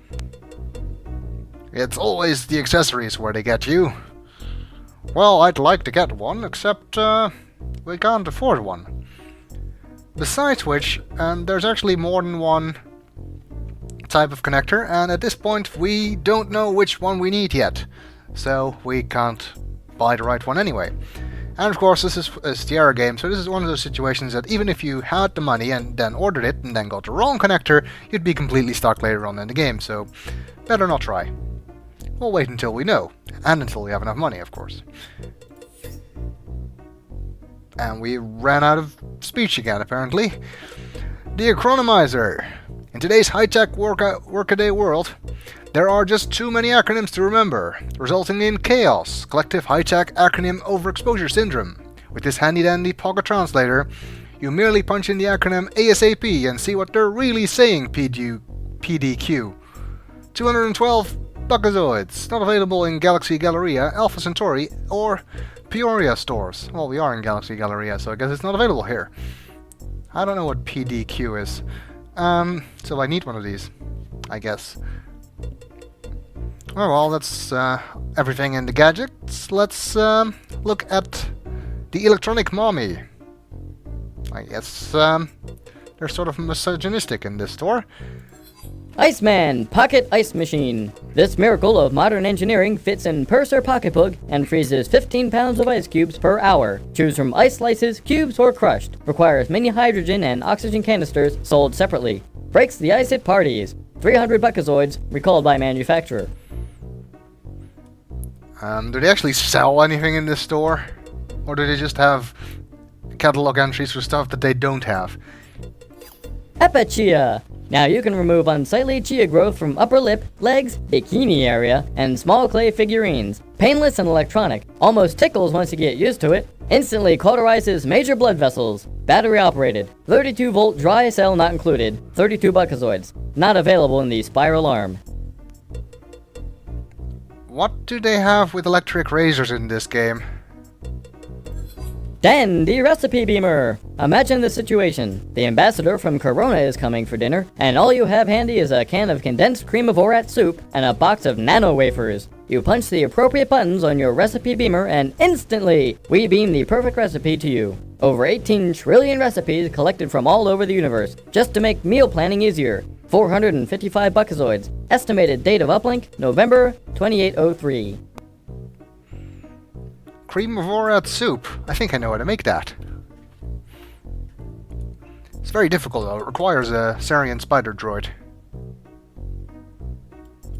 Cyber debunker. If your offspring is turning out to be just another rotten cyberpunk, you need the Cyber debunker. Works while your child sleeps to replace black market implants and removes anti-productive attitudes. May cause some motor impairment and memory loss, but isn't that a small price to pay? Battery operated. 580 buckazoids. Currently under UCC investigation. And for good reason, it seems. Well, we don't want any of that stuff. Let's look at the Technotots toy department. Armatroid 2500, a remote control toy for all ages. The Armatroid 2500 is a mobile robotic arm that can swivel, turn, pick up light objects, tear wings off of flies, disembowel small animals, and perform elective surgery. Teaches hand-eye coordination, elementary physics, and self-control. 35 buckazoids, sold out. Oh, I guess the company that made Canadarm found a way to make money after the International Space Station went out of service. Yobot, the Ramboid robot. Having Yobot in the house is like having an extra playmate around, armed to the teeth with bazookas, laser pistols, and authentic live nuclear warhead. Responds to voice commands with an authoritative yo. 69 buckazoids, discontinued. Again, for good reason, I think. Would be awesome to have, though. Weather radio. Hours of fun. Press the bar and get a burst of static. If you can figure out whether or not it's a radio, you're smarter than we are. Ability to pull in stations and reproduce sounds not included. 20 buckazoids. Due to delay in manufacturing, this item is not yet available. Sounds like most pocket radios I've ever owned. Not that I've owned many, but anyway. Universal remote control. Control the entire universe with one remote control. Open garage doors on other planets. Turn off crucial life support systems on passing spaceships. Terrify primitive cultures. Requires one AAA battery. Not included. 1,050 buckazoids. Sold out. Taking pranks to a whole new level. Okay, well, it looks like the only thing that's actually of interest to us here is the Pocket Bell connector. But like I said, we need the money and we need to know which one we need. I guess to get the money, we're gonna have to find a way to use that ATM card. As for finding out which connector we need, well, that'll have to wait until some point in the future. Thank you for shopping, Radio Shock. Alrighty then. We'll continue in the next video, where we'll actually do stuff.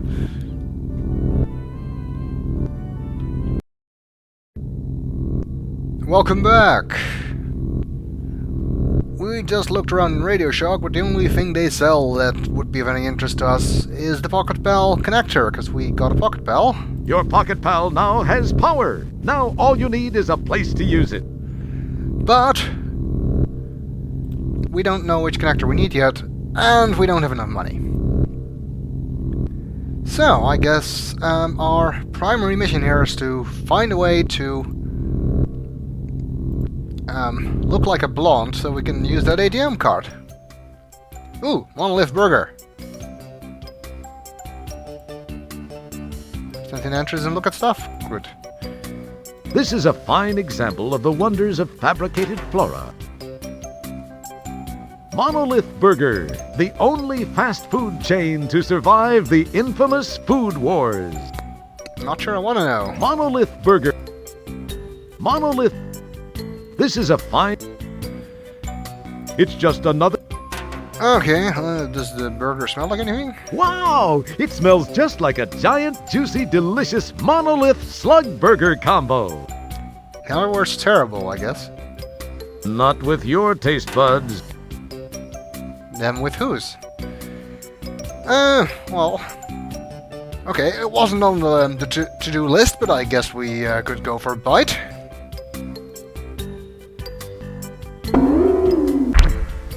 Or not. No shirt, no shoes, no service. No, I guess if we want to go in there, we're gonna need some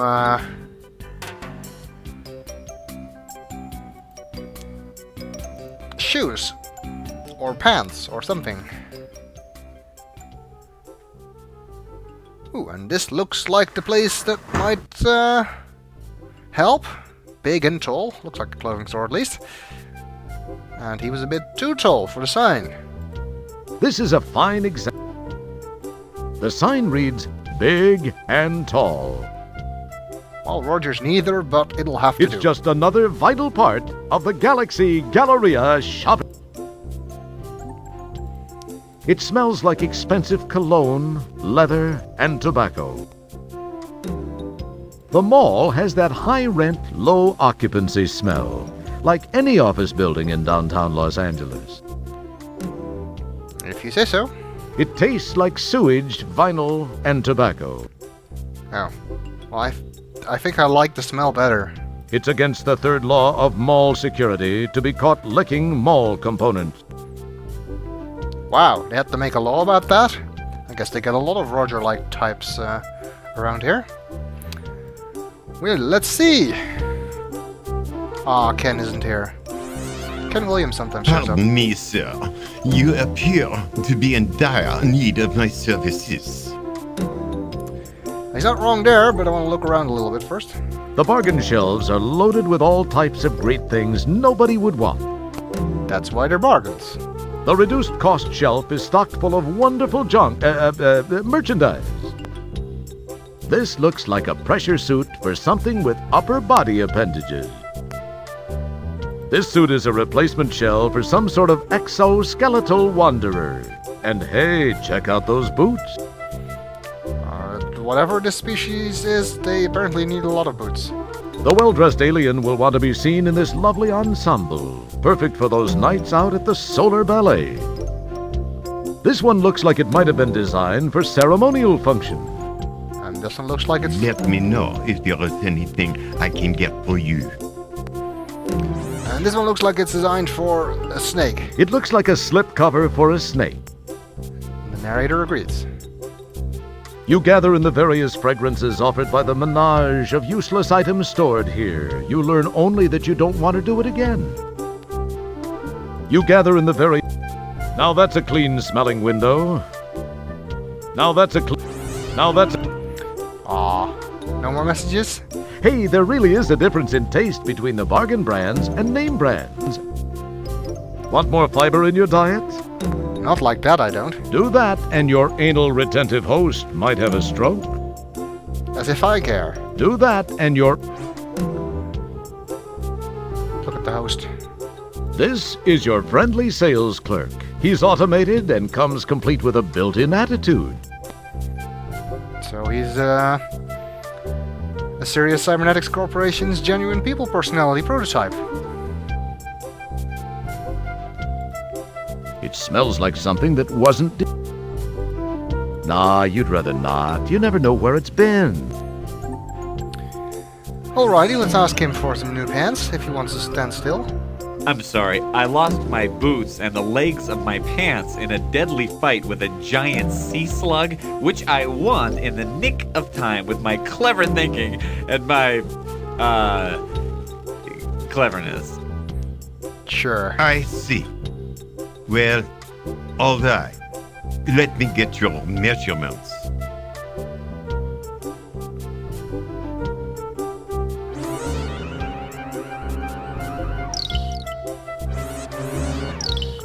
Hopefully we have enough money for that. We've got just the thing for the likes of you. I assume you will be wanting something in the generic space hero line? These will do for you. Try them on in the dressing room here if you wish. Actually, I think for Roger the space anti-hero line would be more appropriate. You change your clothes, not forgetting the items in your pocket. You never know when you'll need them. You step out looking good as new. Wow. That will be a 20 buckazoids, please. They had exactly the right pants for my costume. Impressive. Well, we have 20 buckazoids. Thank you so much for shopping with us, sir. Do come back soon. Yay! We have clothes again. We are decent again! Or as decent as Roger can get, anyway. Let's see what else this shopping mall has to offer.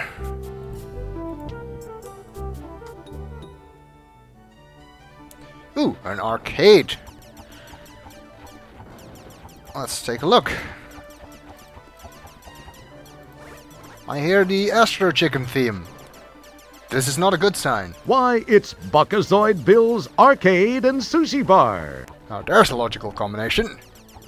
This is a fine example of the wonders of fabricated flora.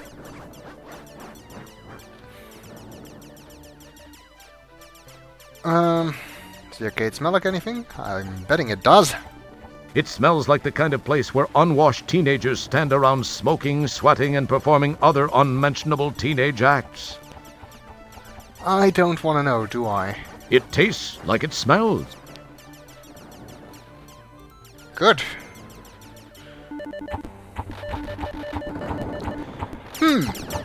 Now the one thing you don't want to do here is walk to the backside. Because then the sequel police will show up. And we don't want that to happen just yet. It's some sort of video art form. Looks like a hand throwing a pizza. Makes perfect sense. It's some sort of video art form. Looks like a computer-generated fractal simulation of a washing machine. There are some strange ideas of art here. As you look around the arcade, you see that some of your old favorites are still working. Monaco Princess Stunt Driving, Choke and Croak, Ghetto Blaster, and Dweeb Hunter. The air is filled with smoke, sweat, and ozone, reminding you of your favorite cologne, Night in Programming. Okay. Gazing at the wastebasket, your impulse, nay, your very instinct, nay, the very fibers of your being, scream out for you to pick up that garbage. But you're too busy. I'm betting Roger has used that excuse before. Watching this fine youngster brings back fond memories of your youth. Little did you know that all those hours of playing blazing paddles were in preparation for being a space guy hero type. Watching this fine youngster... they all have the same message. Boy, you'd think after all these years they'd come up with something more sophisticated than frogs jumping from log to log. I guess the classics never die. This game, Dweeb Hunter, reminds you too much of your present predicament. And guess who the dweeb is? Roger? Watching this slime flyer machine has seen better days. As you look around the arc... What's this? The sign says Ms. Astro Chicken. How strange that nobody is playing it. Well, if it's anything like the original Astro Chicken, I think I know why. Your best score on Captain Zappo was 251. This kid has 15,290,912. Watching this fun... As you look around... Okay, can't look at that one apparently. Okay, well, we'll see if there's anything else to do here in the next video. Welcome back. We're looking around the arcade. See if anything here has a smell. It doesn't smell great. Give your nose a break. It's a garbage can. Walking up to a young active creature like this one and sniffing it could be considered unusual behavior. Really now? Walking up to a young... Gooey, greasy little fingers and various appendages have left a coating that smells like a cross between cotton candy and dead gerbils. I wonder which one it's more like. You had to taste it. Well, it tastes more like dead gerbils than like cotton candy. Nah, you'd rather not. No custom message for that? Gooey, greasy little finger... Okay, I guess... Gooey. All the machines have that message, apparently. Gooey. Yes. One funny little thing you can do here. You're quite startled to hear the wastebasket respond. Max, is that you? Agent 99? I always get these lousy disguises. Would you put a word in with the chief for me? I wouldn't mind, but these kids, all they eat is ice cream and candy bars. You know how many Big Chewies I've eaten in the last hour? Not to mention the wad of Big Bang bubblegum I got stuck to my shoe cone. You're quite stuck. Max, is that you? Oh, he says only one thing. Apparently a secret agent hiding in the garbage. Oh, no. Not allowed to go that way. I do want to go to the other side of the arcade too. Guess we'll have to go via the outside. Because there's a Miss Astro Chicken machine, and I want to try it. The signs?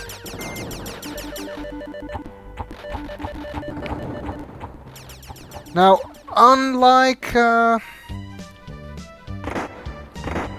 in Space Quest 3, there is no point to this. You don't get points for it. You don't get any secret messages.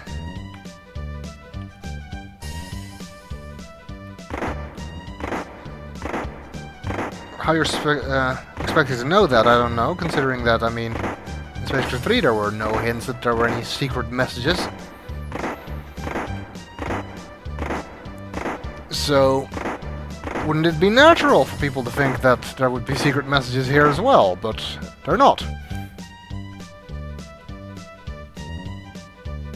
You basically just have to avoid all the obstacles. I think that Cedric from King's Quest V makes an appearance here somewhere. If you keep at it long enough. I'll probably die before then, though. Or get bored of it. Oh wait, you can drop eggs. I completely forgot. How did you do that again? Enter, okay. They're impossible to aim, but you can in fact drop them. Oh, you can't drop them on those things.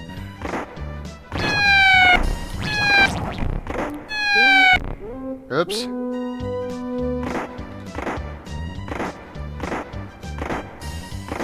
I want to try and hit something.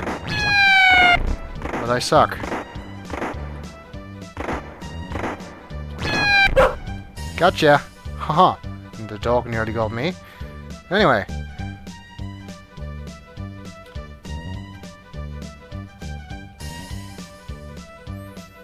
I'm wondering who made this. Can't have been Mark and Scott, because they don't work for Scumsoft anymore. Wee, gotcha. I'm starting to get bored here.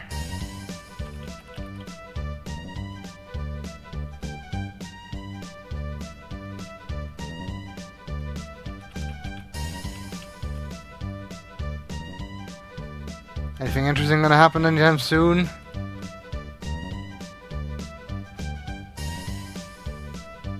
Anything at all? Oh, and this game's easier than I remember it being.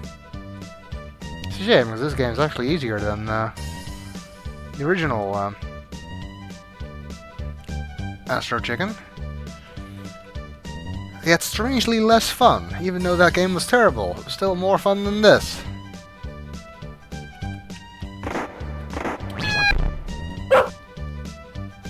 Guess this falls under the category of a little bit too easy.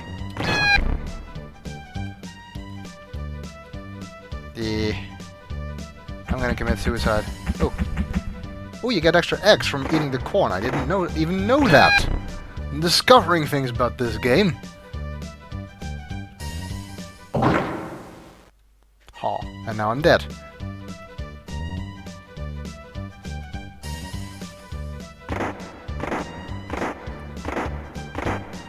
Man. And now I'm dead again. Game over. Oh, like I said, no point in doing this.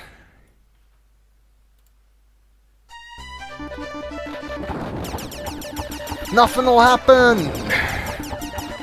No matter how often you try that. And you won't get points for it either. Speaking of points, how are we doing? 106.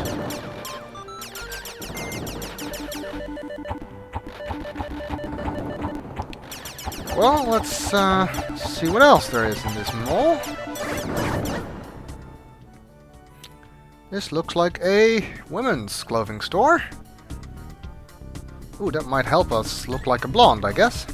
In the window, a robotic mannequin struts its stuff. This is Socks, a high-class, high-priced dress shop. This is a fine example. You give the window a sniff. However, no odor is detected. Must be very clean then. It's probably the most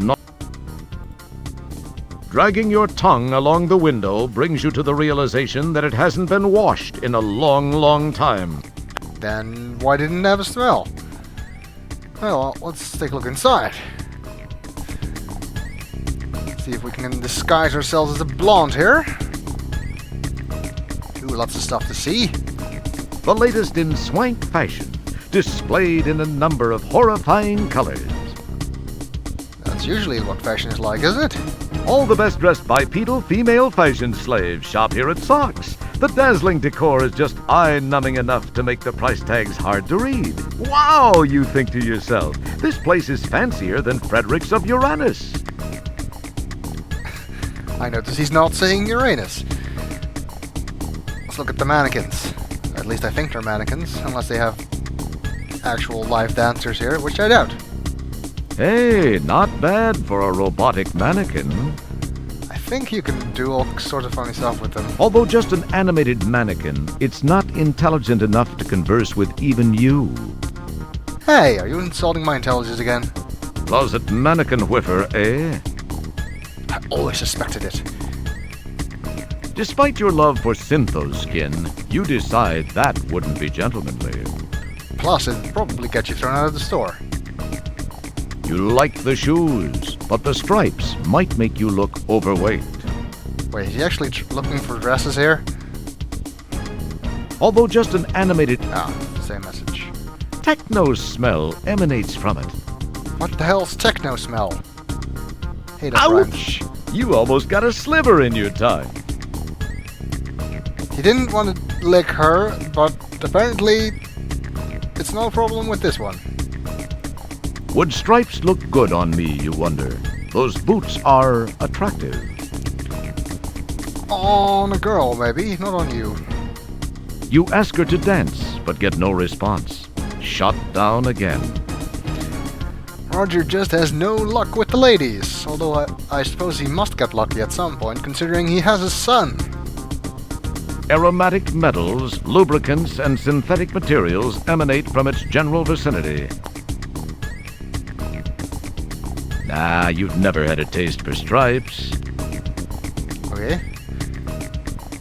How about this green-haired one? Fringe. Would that be too daring? For Roger, yes. Don't bother. You don't need dummies making you look stupid, too. Smells robotic. Well, that's logical, at least. This doesn't look like your favorite flavor, mannequin. He has a favorite flavor? I'm not surprised, actually. These are some darn attractive wigs. Just the thing if you want a head like an axe, or you want to capture that Ed Grimley look. Smell those? No smell. Dragging your tongue across the fine strands of synthetic hair is almost as enjoyable as running it through a French fry slicer. So, not very then. It's a nice outfit, but you're not sure you have the midriff for it. I'm sure he doesn't. Although just a mannequin, it doesn't smell great. You lick the mannequin and find that it doesn't please your palate.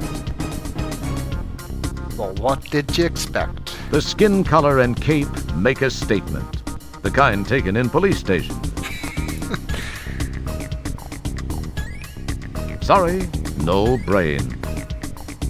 Well, Roger has no brain and he can talk. Whoa, baby, where have you been? Oh, the water buffalo went out of style epochs ago. Yuck. Seriously gross. And yet you can't stop licking stuff. But the dresses. That's not a very clean hat. No custom message there. Ah, the smell of brand new simulated fabric. I got some more wigs on this side. These wigs are the latest fashion, if you have a cone head or like the purple haze look. Do they sell anything normal in here? No. Dragging your tongue across. That's the same message as the other wigs. And it looks like there is a Sills robot here, whom I guess we'll have to talk to in the next video.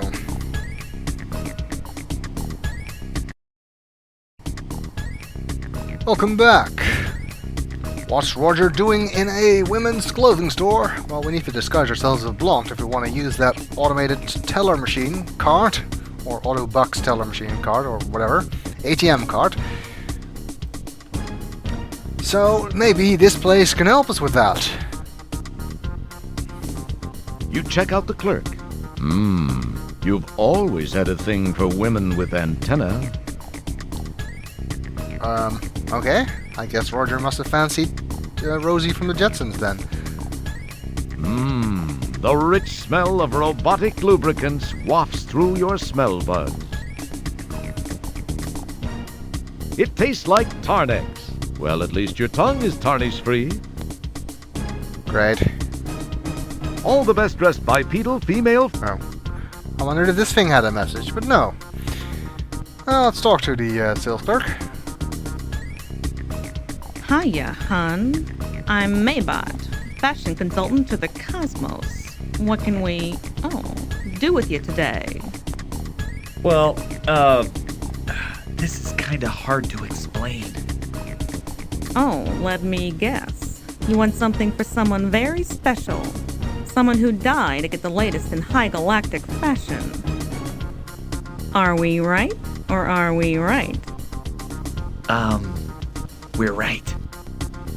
Okay. What size does she take? Oh, 38. Oh, I don't think we're right about that.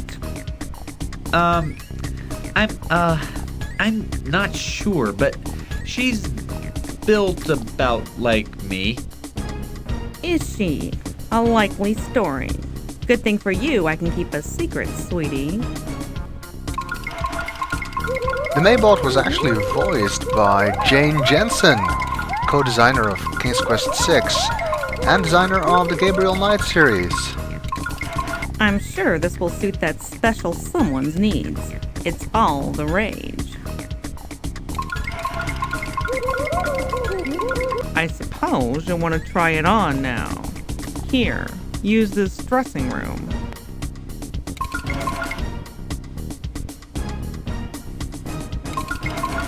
And honey, if your special someone needs a wig, this one should look pretty good on you.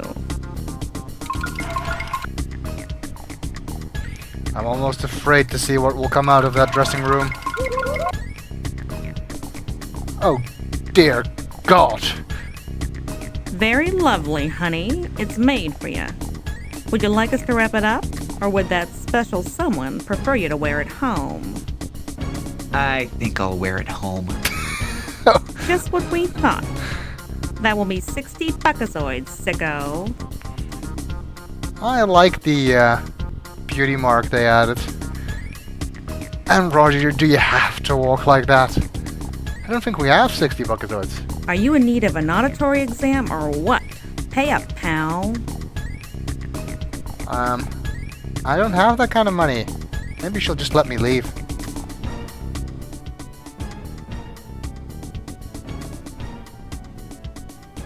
You should know by now that you can't just take things without paying for them. Well, I could try. Okay. Well, guess we need more money. Wait. That puts us in a bind. We need to disguise ourselves as a blonde to get money from the ATM card. But we need money to get the clothes to disguise ourselves as a blonde. How do we do that? Oh well, let's see if we can do anything else here. Maybe the solution will become apparent. Hey! We can get into the software store now. Let's take a look. Sorry, but the crowd completely cleaned out my stock of Sierra software. The only thing that's left is boring home and business application software along with a few inferior games. But feel free to look around anyway. If you're here to return something, forget it. We have a strict no returns policy. I'd like to help you out, guy, but you know how corporations are. Well, okay. Nice to see you too. The software selection seems to be pretty slim, except for the bargain bin near the entrance. The clerk was right. Only boring applications software remains. The clerk was right. The clerk is keeping his eye on you. How much money do we have left? 48. I guess maybe we can buy something here. Does the clerk have a smell? Ah, the distinctive aroma of Centauri Moon number 5. Right. Nah, you'd rather not. Well, it looks like the only interesting thing here is the bargain bin. A bargain bin containing discount software. So let's take a look. Ooh, lots of junk. And these have some funny descriptions, so let's take a look. The latest bomb from master storyteller Maury Bryanarty, Boom, is a post-Holocaust adventure set in post-Holocaust America after the Holocaust. Neutron bombs have eradicated all life, leaving only you to wander through the wreckage. No other characters, no conflict, no puzzles, no chance of dying, and no interface make this the easiest to finish game yet. Just boot it up and watch it explode. I think that's a reference to LucasArts' Loom, isn't it? 45 buckazoids. Nah. It's here at last, with a combination of SAI, Simulated Artificial Intelligence, and VRAI, Virtually Real Artificial Intelligence. We at Max This Software have created a simulated simulator experience that's unlike anything you've ever simulated playing before. With SimSim, you can create a simulated environment in which you can create any simulated environment you want. Okay. Max is taking things a little bit too far in the future, apparently. Presenting the latest in the award-winning King's Quest series from the still active mind of aging Roberta Williams III, latest in the award-winning Roberta Williams series. What happens when Old Man Graham and his family are kicked out of Daventry Condo Association? You'll meet the fabulous Bernoulli brothers, Professor C.D. Romberg, and of course Rumpelstiltskin, over 12 gigabytes in length. You know, this was a fun joke back in 1991. But I think Myst 4 is actually something along the lines of 9 gigabytes. I'm fairly sure Flight Simulator X is something like 15 gigabytes. So reality has caught up with this joke.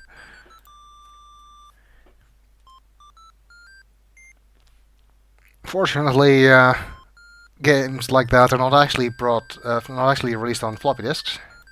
Following closely on the heels of his hit tic-tac-toe construction set, Phil Fudge does it again. Using a simple point-and-click interface, you construct the checkerboard of your dreams. Fill in an 8x8 grid with squares of your choice, red or black, in any arrangement, as long as it's alternating. Don't like it? Erase it and start all over again. Requires MCGA, CGA, VGA, PGA, or Ta-ra-ra-boom-GA.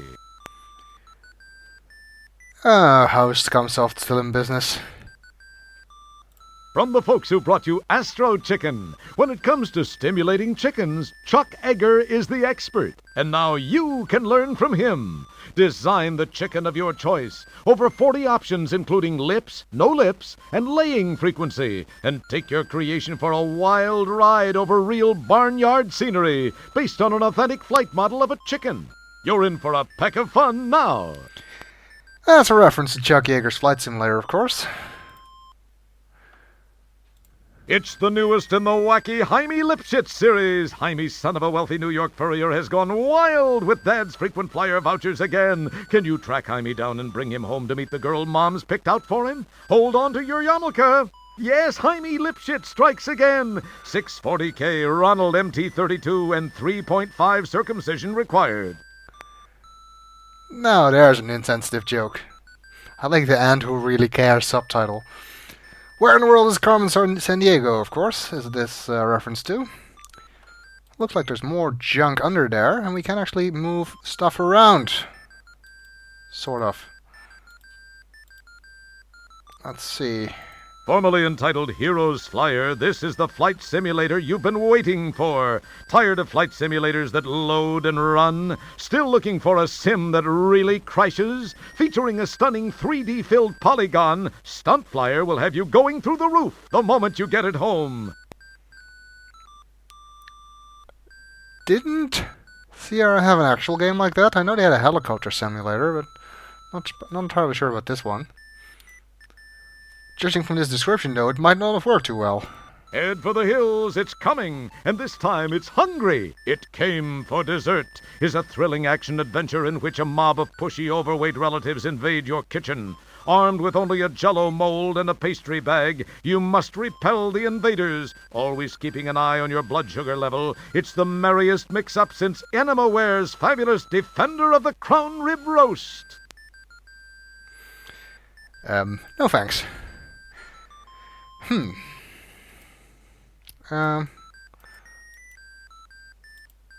What's this red one down here?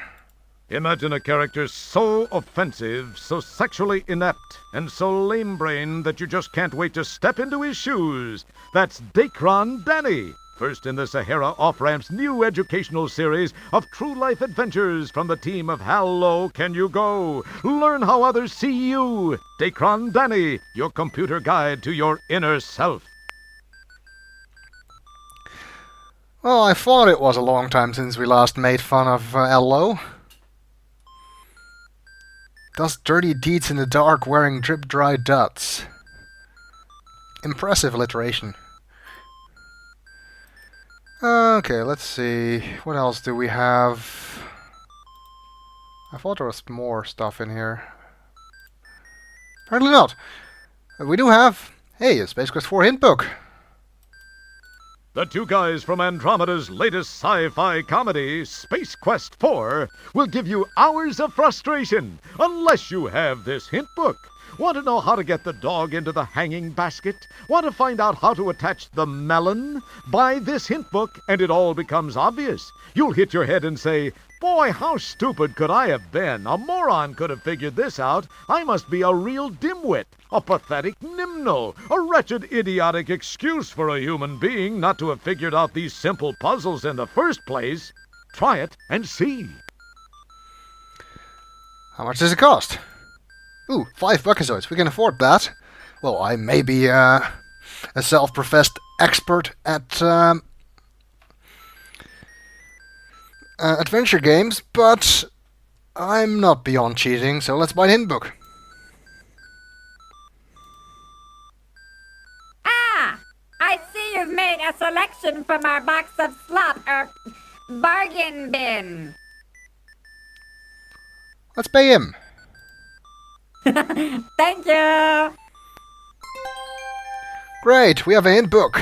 Well, I guess we'll see what wondrous information it holds in the next video. Welcome back. We've bought ourselves a Space Quest 4 hint book. Don't try to think too hard about how a Space Quest 4 hint book can be inside Space Quest 4. It will make your head explode. Or possibly the universe explode. Either way, it's not a good thing. And we also got with that... Yes, it's a Reveal-O-Matic electric hint revealer.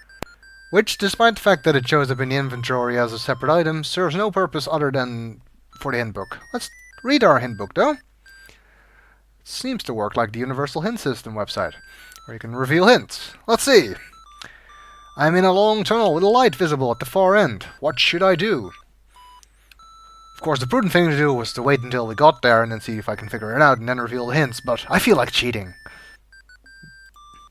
Maybe you're having a near-death experience. Okay, that's a useful hint. Go for it! Haven't you ever seen Poltergeist? As a matter of fact, I haven't. Go into the light, Carol Ann. Gee, if all the hints are going to be this useful, then, well, at least we'll have a laugh. The wound where the tentacled venomite ripped my larynx out keeps getting infected. Help! Have you been picking at it again? That'll only make it worse. Have you found the iodine dispenser? Have you found the bottle of peroxide? Have you found the salt shaker? Mix the iodine into the peroxide and shake some salt into it. Apply the mixture to the wound. Ouch! Scrape yourself off the ceiling and get on with the game. In case you haven't noticed yet, none of these situations will actually occur in the game. I can't seem to find the one-armed man anywhere. Ask Bob. Blind Bob? Who do you think you're fooling? There's no one-armed man. You made it all up, Kimball. Turn yourself in. You can't find the one-armed man, so don't bother looking. Okay, he's at the carnival. I can't hear what the two guys at the bar are saying. Have you tried typing "listen to men"? Wait, this isn't a parser-based game. Oh, that's right. This is a parserless game. Click the ear icon on the men. Oh, that's right. There is no ear icon. Click the eye icon on the men. That didn't help either, did it? Did you think it would? Just fooling. There's no way to hear what they're saying. That'll teach you to read ahead in this hint book. Strawberry is the sky, as fire engine is to... that sounds like a puzzle from Toonstruck. Blueberry. India. Good dental hygiene. Putting the keycard into the slot in the Dreacometer and turning on the viewfinder. Okay. I'm in the stupid time pod. Where else can I go? Oh, that sounds like it might actually be useful. Where do you think? River Valley, 1955? Some place where the sun don't shine. Yulin's Flats, if you had the coordinates. Okay, that settles it. Yulin's Flats is a reference to flatulence. Oh, great. Only half the answer showed. It must be a defective hint module. We have half of a time code here. Where have we seen another half of a time code? Well, let's read on. When I try to splice the Vitlink cable to the Venusian hollow mat, I end up irradiating myself with deadly plutonium. What do I do now? Good question. So far, our best solution is to seal yourself in a 50 by 50 foot block of concrete. Then bury yourself at least 1,500 feet deep, preferably in an unpopulated, undeveloped area. Avoid salt mines or areas where corrosion may breach the concrete. Try not to talk or touch anyone touch anybody or anything for the next 50,000 years. Useful advice. There's a large slimy creature blocking the door to the custodian's room in the McMefian building. That's not even a question. Okay, how do I get past the large slimy creature blocking the door to the custodian's room in the McMefian building? That reminds me of the Animaniacs episode where Yakko is on Jeopardy and sings the names of all 50 states and their capitals, and then doesn't get the points because he didn't put it in the form of a question. What do you think he's waiting for? He's undoubtedly waiting for a custodian. If he wants a custodian, he probably needs some of that awful pine-scented sawdust. Give pine-scented sawdust to creature. Again, this is not a partial-based game. I've got the book on running the suborbital Surrey. What do I do with it? This one is easy. Read it. Make a note of any particularly important features and events. Did you enjoy the book? Why or why not? Explain your answer, giving examples from the text. Be brief. Wait, is this a hint, guide, or an English exam? I'm in a strange room inside the supercomputer. Scary eyeball-looking things stare at me. Biomechanical bones living up the area nicely. How do I get the door open? Use the Ovaltine, Roger. The jaws of life would be most helpful. Since neither of those items are in the game, try this code. 5, 4, 3, 2, 1. Since that one didn't work, try this one. 69, 65, 84, 75, 76, 69. Wow, another hint that we'll actually use. Help! I've fallen and I can't get up. We'll call your family and the hospital right away, Mrs. Fletcher. I just started the game, and I've got the ampule of Vohaul 256, the wad of chewing tobacco, and the open can of classic DNA. What now? What now? What more did you want? Have you tried inhaling the Vohaul 256? Have you tried chewing the wad of tobacco? Have you tried sipping some classic DNA? Gosh, those didn't work. Put the tobacco and the ampule into the can and shake. Go to the room with the defibrillator, pour the mixture into it, and go 3 screens to the left. After the explosion, go back into the room and take the ID chip from the dead guard. Get into the pod, go to the horse's asteroid, find the security drones, and put the ID chip into the second servo booth. Climb into the subsystem computer and use the laser rasp to access the vector panel. Cut the green and lavender wires and step back. You win! Congratulations! That's not a hint, that's a walkthrough. I installed the game as per instructions and the game freezes up. What am I doing wrong? This is something that should be in the manual or the readme file, not in a hint book. Your computer room is too cold. Make sure your thermostat is set above 32 degrees. As a kid, I always thought that was really hot, but obviously I didn't realize they meant Fahrenheit. Is there a fix available for this? I walk into the first room and get the message, "Oops, you tried something we didn't think of." Oops, you asked something we didn't think of. That is actually the error message that Sierra games will give if they crash due to an unexplained error. My computer has a 5.25-inch drive, and this game comes in 3.5-inch only. How can I get a bigger disc? So far, there are no good methods. Don't fall for ads depicting miracle methods such as pumps, hormone pills, or injections. Your best bet is to tell yourself that it's not the size that counts. Oh, wait. Did you say disc? Funny. Okay, well, most of this stuff is pretty useless. If funny. The only things we'll actually need are this code and time code. And yes, these are the only thing, if this is the only way you can get these things. So you have to buy the hint book, there's no way to get them without. Alright, well, we've got some information that might be useful at some point, and a lot of information that is never going to be useful, but we still have not found a way to make money, so we can buy a dress, so we can use the ATM card and get even more money. Well, there's 2 places in this mall we haven't been yet. One is the Skatorama, which is down there. This is why the walkways can be annoying.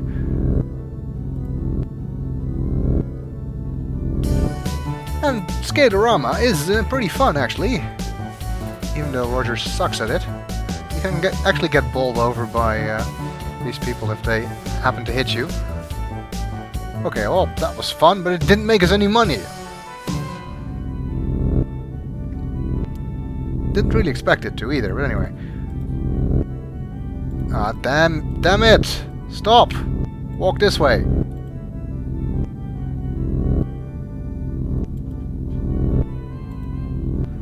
Well, the other place we haven't been yet is Monolith Burger. So maybe that is a way we can make money, but we'll have to find out in the next video.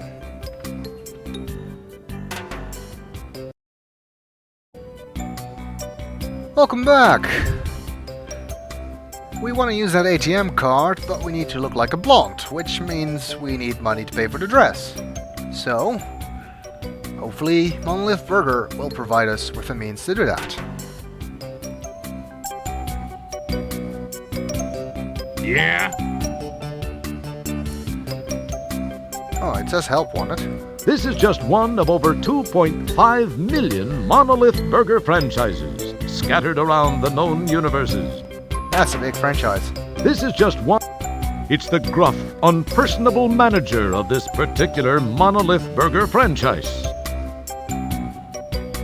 Well, we either want a job or some food. I guess either will work. I'd like, We're out of it! We're out of everything, including employees. Oh. I'd like a job. Would you like to apply for a job? Sure. You would, huh? Well, this is the greatest opportunity you've ever had, kid. Benefits up the wazoo, and if you stick with me half an hour or so, I'll make you my assistant manager. Now, how would you like that? Wow, gee, thanks! That's some fast promotion. Warning, the following sequence contains explicit arcade action and is not recommended for die-hard adventure players, the arcade squeamish, or those with poor to non-existent motor skills. Or people with RSI as well. I think you actually don't get the points here if you skip it, although I'm not entirely sure. However, I am gonna do it at least once, because there's some funny stuff in there. If I fail, then I'll skip it anyway. This is so easy, a human could probably do it. Burger comes out of the oven. Drop on your lettuce, your pickle, squeeze on your mayo, squirt on your mustard, on goes your ketchup, top it off with your sesame seed bun. You make 'em my way, and if you mess up enough times, you're out of here. Got it? If you need to know how to run the assembly line, read the sign. Just click it with the mouse or press R. Well, we need a total of 60 buckazoids, and we have 33 now, which means we need to make 27 burgers, because you get $1 for each burger we make. However, the fun bit here is not making the burgers, it's talking to the condiments. Yes, I said talking. I'm lettuce. Real old lettuce. Lay me down on the burger. I like to go first. Bite me on the pickle. Hi, I'm mayonnaise. I'm cholesterol-laden and ready to clog an artery when given the chance. I'm your mustard. Squeeze me. Hello, I'm the ketchup. Did you know there's more sugar in me than in ice cream? It's a fact. I'm your permabuns. Nothing goes out of here unless it's in me. They actually say different things if you try and actually talk to them, smell them, or taste them, so let's do so. Okay, they don't say anything if you try to talk to them, ironically. But they do say stuff if you try to smell or taste them. We have the time now, because it's going pretty slow at the moment. Get your nose off me. What do I look like? A nostril mat? I'm the pickle. I smell like vinegar on a spring morning. Don't bother. I'm really quite bland. Hey, I like mayonnaise. Pungent, eh? Yeah, that's right. No smell. Better no smell than a bad one. I smell like any other set of 299-year-old buns. Moldy, I take it. I'm lettuce. Tastes like an old leaf. Okay? I taste like crunchy toe jam sauteed in vinegar. Some people think I taste oily. I don't think so. Do you? Depends on if it's good mayonnaise Go or ahead. not. Take a big lick, old Mr. Mustard. You'll be sorry. Quite. I'm the best little condiment you ever tasted. You know I am, really. I'm not kidding, I am. I am a permabun. While I have absolutely no taste, I do have a shelf life of 3 centuries. That means it'll go off in 1 year. Well, let's get to making some burgers. Just need to make sure you get everything on in the proper order before it reaches the thingy on the right, which is easy now, but of course still go quicker.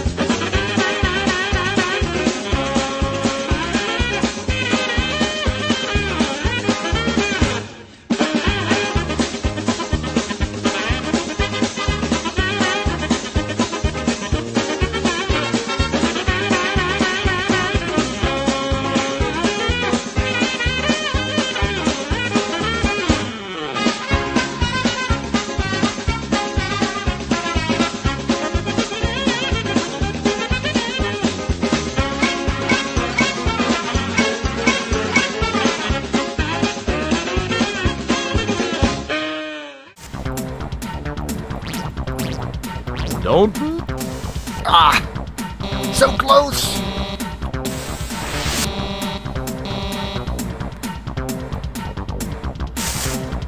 You get. Oh yeah, now it's going even quicker. I'm not gonna make this.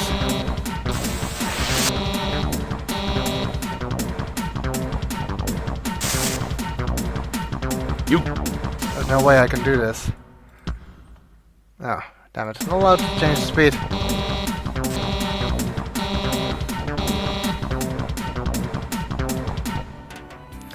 Okay, just fire me already. You're fired! My janitor could do a better job than you could.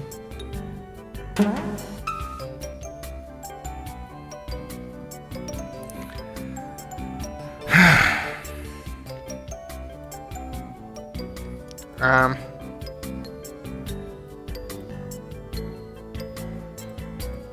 59! That's so not fair.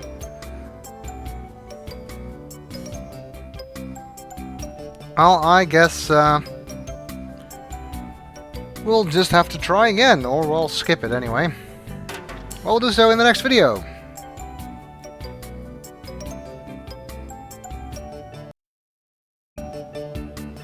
Welcome back! My previous attempt at Monolith Burger unfortunately left me 1 Buckazoid short of the mark. Which sucks. Yeah? So this time, I'm just gonna skip the arcade sequence. I'd like... We're out! Would you like... You would? Gee! Warning, the following sequence contains... Oh, by the way, you're about to be fired. Well, nobody can say I didn't try. You're fired! My janitor could do a better job than you could.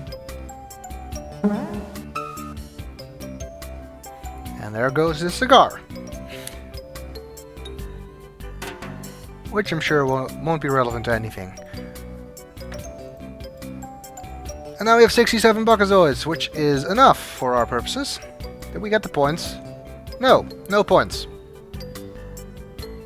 I think we actually lost points.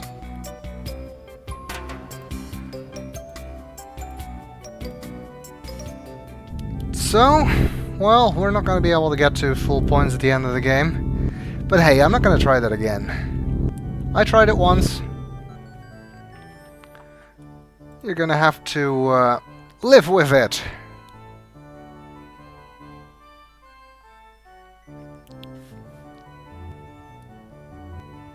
Hey, the cigar butt.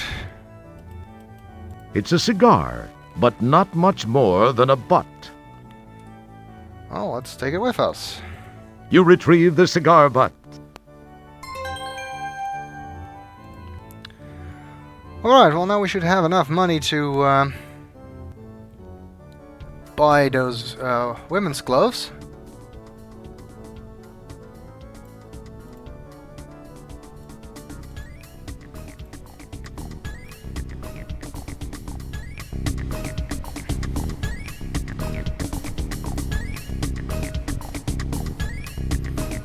My wrist hurts from the stupid arcade game. Oh, it's you again. What do you want? I'd still like to buy that dress. I'm terribly sorry about that little misunderstanding. Well, okay. But don't try that again. If you have to be weird, fine. But we don't appreciate shoplifters, dear.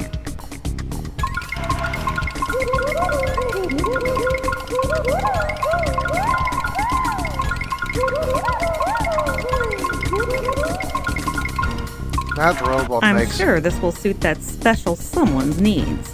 It's all the rage. That robot makes weird noises while walking. I suppose you'll want to try it on now. Here, use this dressing room.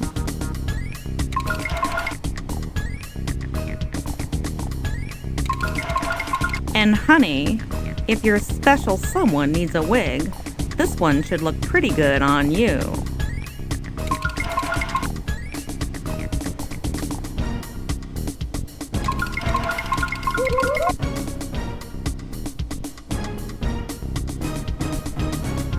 Very lovely, honey. It's made for you. Would you like us to wrap it up? Or would that special someone prefer you to wear it home? I think I'll wear it home. Just what we thought. That will be 60 buckazoids, sicko.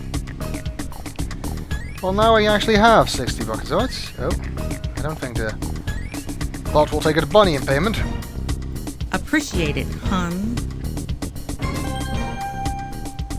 Oh, I will. You have to walk like that, Roger. Thanks for shopping at Saks. I thought it was called socks. This is socks. See, it's called socks, not sacks. Anyway, this whole situation is rather embarrassing. Dear God, that walking animation is terrible. Hey, the software store is closed. Let's just get the money and get out of these stupid clothes. Let's see if the AGM is fooled by this.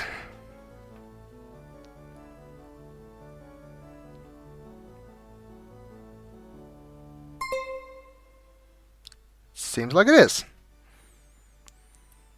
What's the balance? 2001 buckazoids. Ooh, that's a lot. We need 1999 to get the pocket pel connector, so that works out nicely. Withdraw. Everything. Now we have $0 or buckazoids.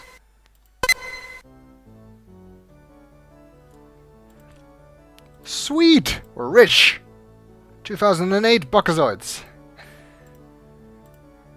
Well, like I said before, we don't currently know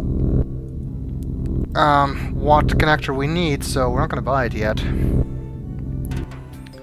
So let's just head back to the clothing store and change into our regular outfit. Because yeah, Roger, this dress really doesn't suit you.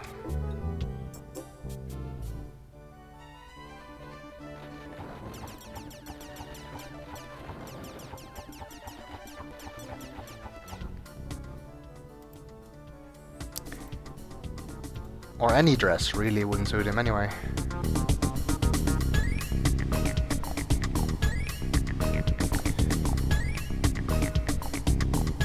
I think you just have to walk into the changing room to change back. As you change your clothes, you think to yourself that even in drag, you still have incredible animal magnetism. Or is that just a lack of deodorant? I'd guess the latter.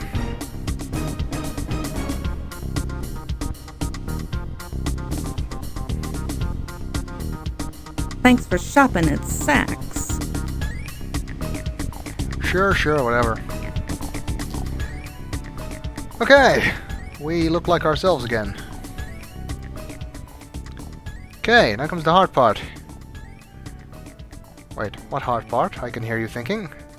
Yes, I can hear you thinking over the internet. Creepy, isn't it?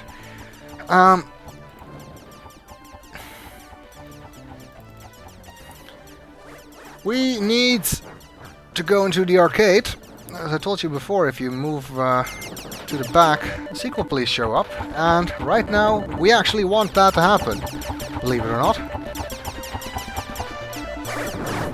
Unfortunately, I am very, very likely to die during this particular sequence, so I'll be saving quite a few times.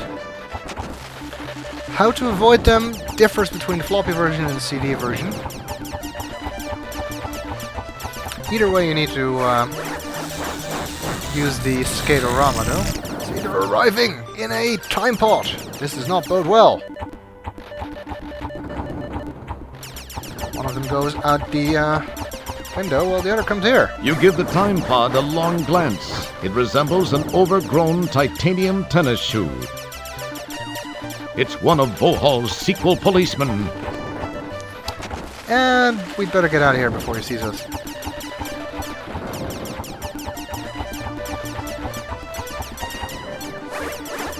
Now, for the CD version, what you want to do... all the stores are now closed, by the way, except the arcade, so you can forget that. What you want to do is go into the Skaterama, and then you can outmaneuver them, or should be able to outmaneuver them. I'm gonna save again here.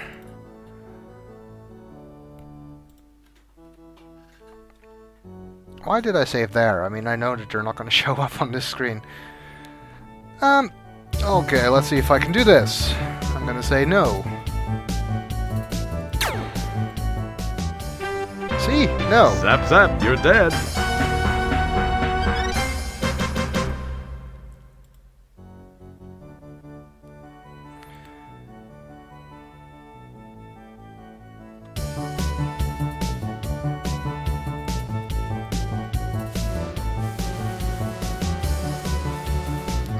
Come on, go!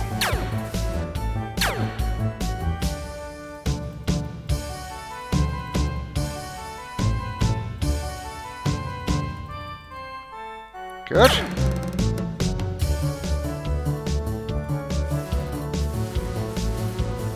I think I got it! Oh, it usually takes me more tries than that. Just in case, I will save again.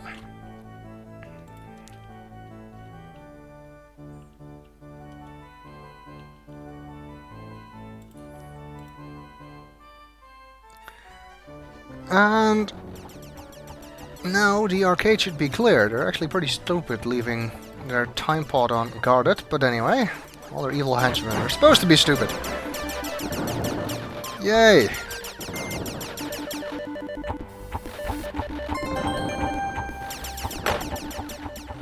The exact route you need to follow to avoid them is a little bit different in the floppy version. What I did here should work for the CD version. I'm not guaranteeing that it'll work in the floppy version. In either case, you do need to use the Skaterama. And here we see a time code, which is for this location, and we're going to need it later, so let's write it down. These are actually randomly generated, so you do need to write them down. And we'll go elsewhere in the next video.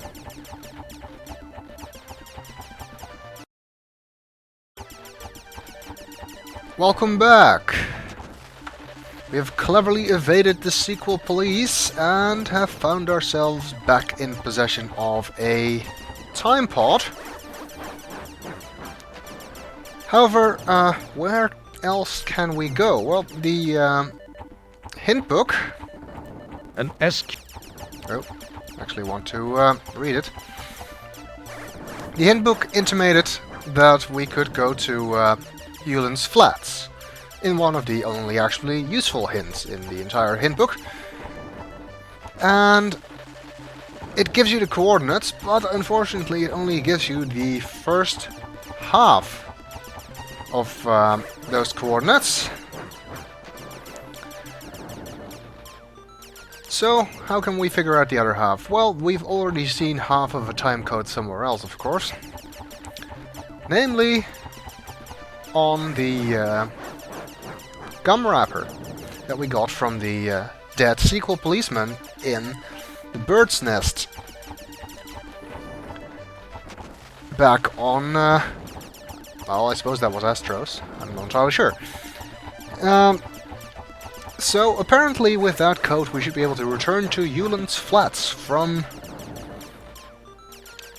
Space Quest 1, which you may have been able to see coming, if you remember in the VGA remake, which was actually released after Space Quest 4.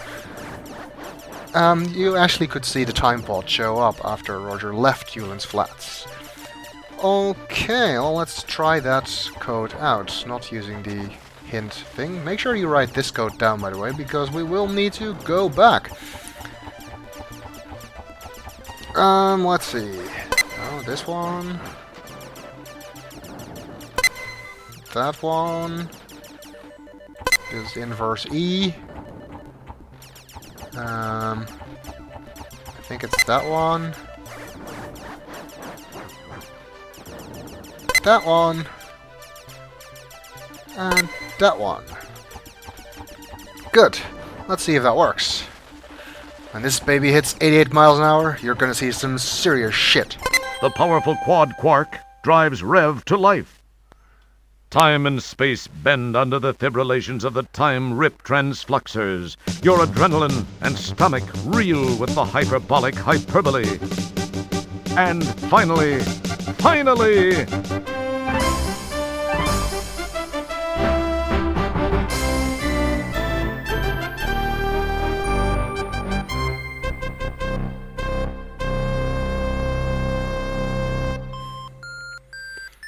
Great Scott! We're back in EGA. Yes, apparently while they had time to put the time pod into the VGA remake, they didn't have time to put the VGA remake into Space Quest 4. So we got the original EGA version, making Roger look really out of place. Memories race through your mind. You know you've seen this place in your distant past. The low-resolution features look exactly like a place you once visited called Yulin's Flats. I like the implication that the universe was actually in low resolution back then.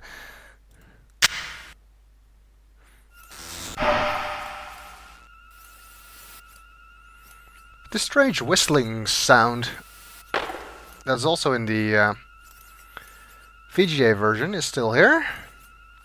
I think that maybe is the force field generators or something. It's a Walmart force field generation unit. Even the text boxes look old-fashioned now. You give the time pod a long glance. It resembles... I think actually from the manual, although I'm not entirely sure about that, the time pod was made by SUX. Just like one of the droids from Droids Be Us, who are in fact this building, if I'm not mistaken. This closely resembles the left side of Droids Be Us. Possibly caused by the fact that it is Droids Be Us. Let's save. Oh, and I ran out of save slots again. That's such an annoying thing. Whenever that happens. Well, anyway. This is Space Quest 1. Ah, yes. Because I'm sure those force field generators are just as lethal now as they were back then.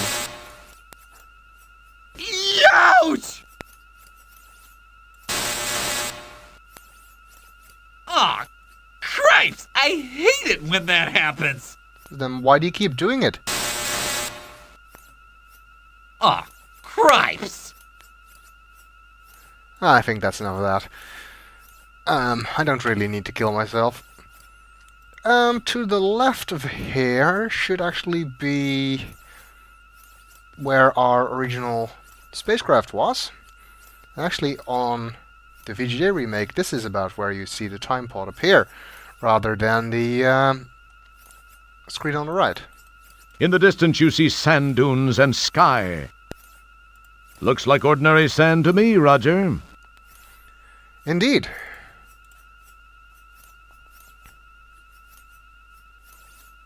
And it's Tiny! Tiny's not at home, apparently. And it seems that even in the original version of Space Quest, you could buy that ship that burrows into the ground. I don't think I ever got this far in the original Space Quest 1. At the bottom of this excavation is a small craft almost totally buried in dirt. You remember barely making it back out when the engine died. This must be the Yugo of spaceships. You wonder why anyone would bother to lock it. I wonder why the text said Volkswagen and he said Yugo. Anyway. You've obviously found the location of Tiny's used spaceships. Lucky you. This building is quite small. Maybe this is why it's called Tiny's. Better than the alternative. In the distance you see sand. Far away you see a few force field generators. Trying to look at the flags, but apparently I can't. This is the tail of a ship parked for business at the Ulentz Flats Bar.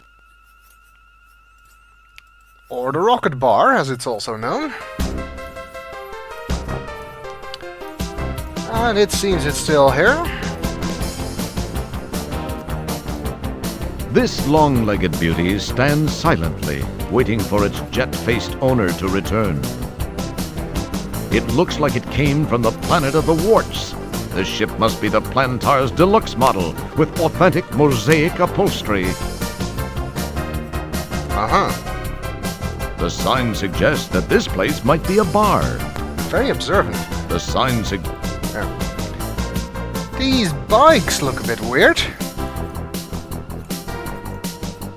As you check out the sand bikes, you wonder what kind of cheeseball would own one. Indeed. They also seem to be in higher resolution than the rest of the place, except they're monochrome rather than color.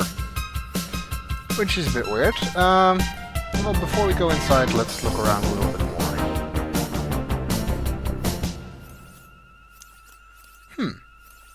The back of the bar. You don't know what it says, but you're sure it's not flattering. Now, if I recall correctly, like I said, I never actually got this far in, or I don't think I got this far in the original, but I remember reading about somewhere that in the original version of Space Quest, you could actually read the sign, and Roger was able to read what it said. Of course, in the VGA remake, we couldn't even look at it. The game wouldn't let us. This is, of course, the place where the Slot So Deaf machine came out. This must be the back of the bar. Some fading graffiti adorns the wall. You see the droids B-Us store in the distance.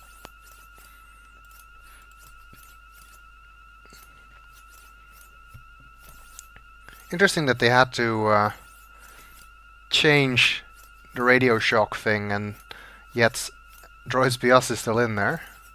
But they're closed, so we can't buy any more droids. The sign indicates that this establishment is not open for business. For all of your droid-related needs, see us when we're open. Which is apparently not now. The poor taste of the building is only matched by the poor taste of the architect. One may have something to do with the other. In the distance you see... Okay, that's apparently the same on every screen, and that's everything there is to see here. Except, of course, inside the bar. Which we'll check out in the next video.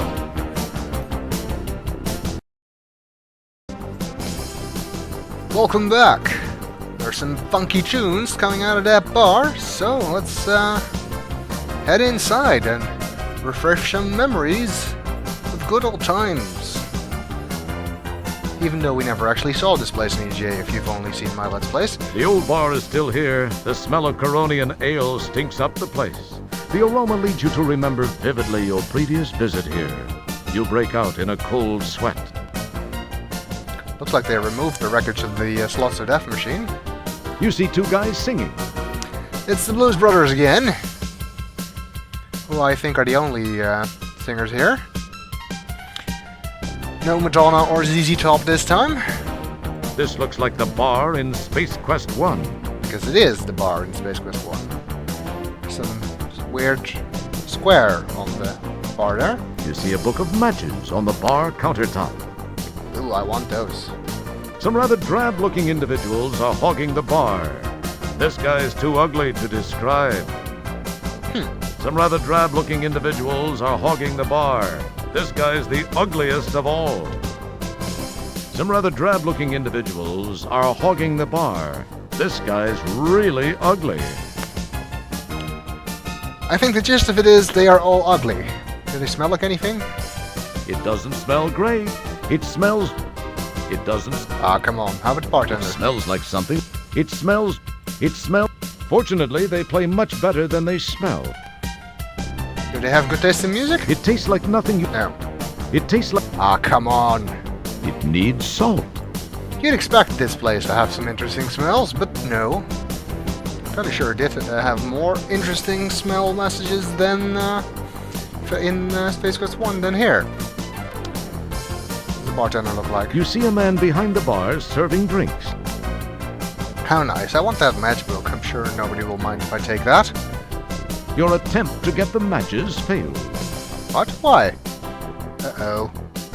I think these monochrome good Well, looky here. If it ain't Mr. Look at Me, I'm in VGA.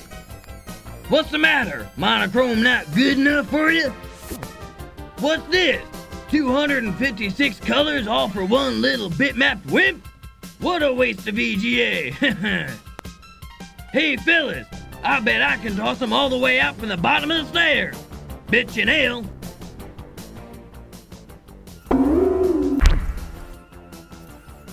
And seems he won the bet. Those assholes. Maybe a monochrome. But that's no reason to treat me like that. I think it was actually possible to play this game in monochrome. I'm not sure if the CD version has that option, but I do think the floppy version had a monochrome VGA option as one of the graphics drivers. And if you do that, this whole exchange makes no sense whatsoever. Well, those guys pissed me off, and what do we do with bikers when they piss us off? Well, the same thing we do in every Sierra game. Push over the bikes. Or at least the same thing we did in Police Quest 1. Hee hee hee. I bet they won't like that.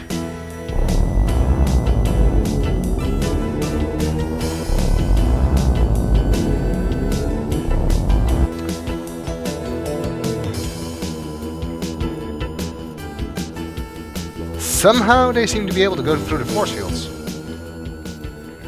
He was hiding behind Tinies. Boy, that was close. Hey, how come their bikes can go through the force field?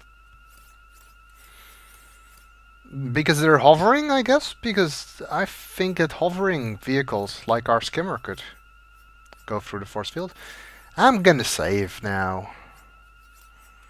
I guess I'll replace this one.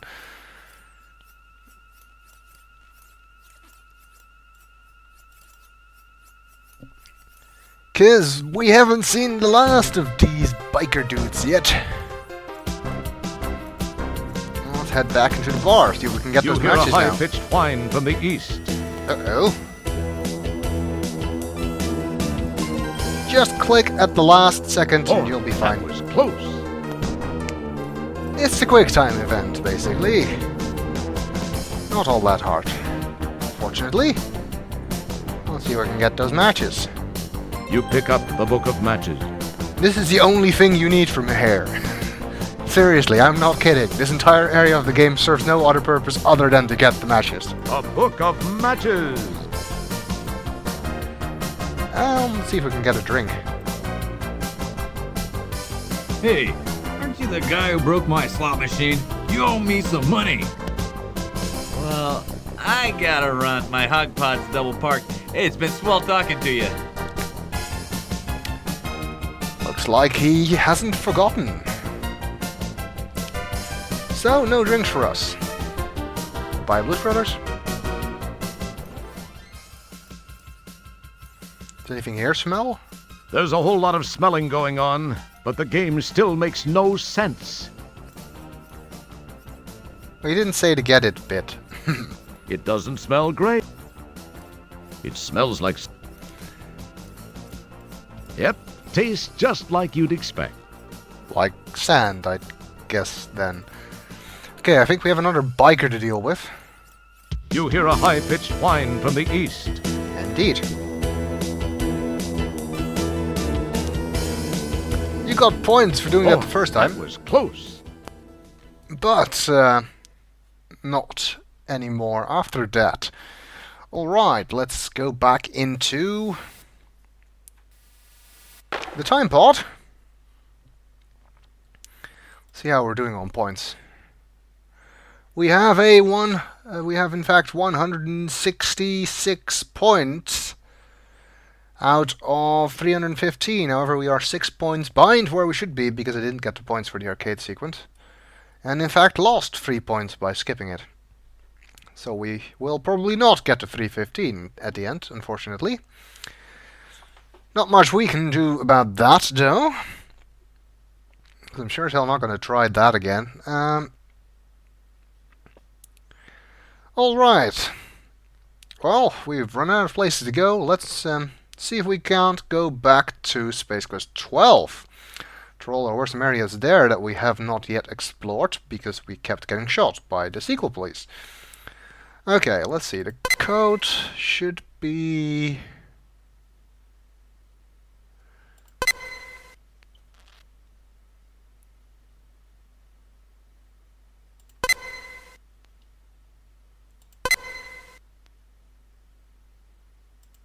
And finally... Okay. The powerful quad quark drives Rev to life. Time and space bend under the fibrillations of the time rip transfluxers. Your adrenaline and stomach reel with the hyperbolic hyperbole.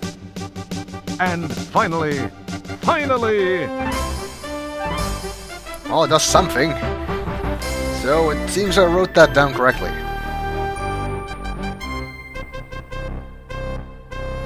Hopefully the sequel police aren't here waiting for us, because that would suck. Nope, looks like nobody's here. Good, we're back in Space Quest 12. You're sitting in... where's my cursor? Oh. You look out at the city you were born in decades ago. You're sure glad you weren't there when this... I think we already saw that message when we left here. Anyway,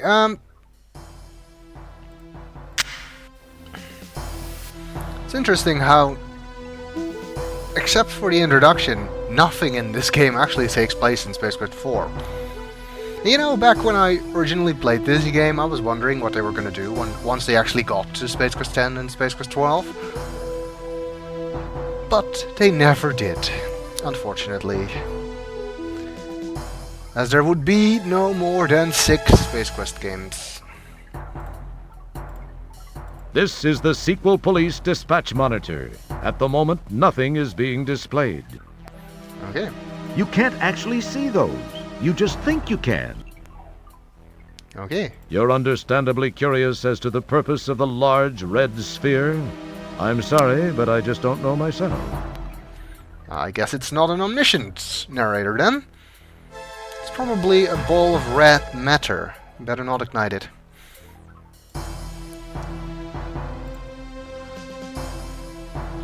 That's what it might have been a reference to if this game had been made 20 years later than it actually has been.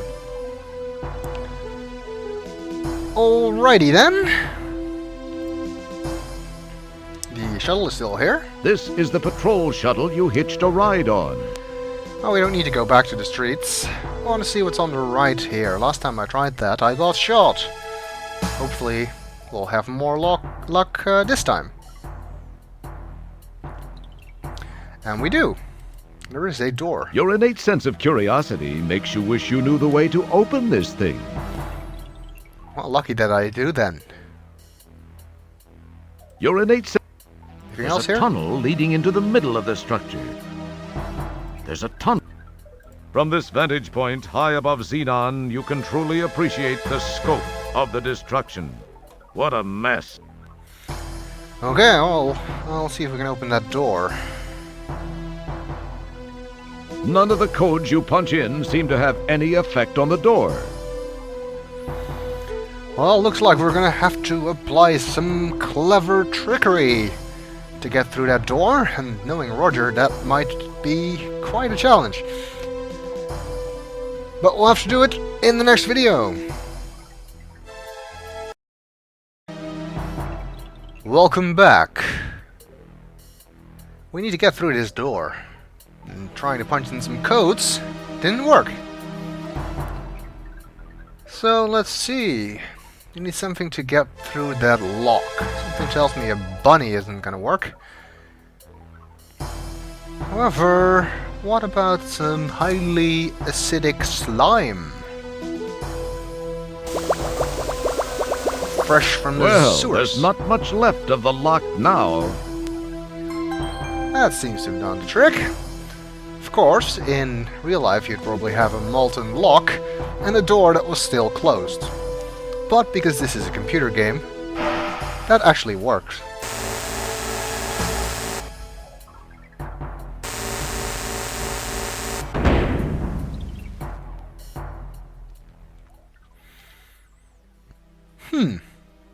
This room looks suspicious.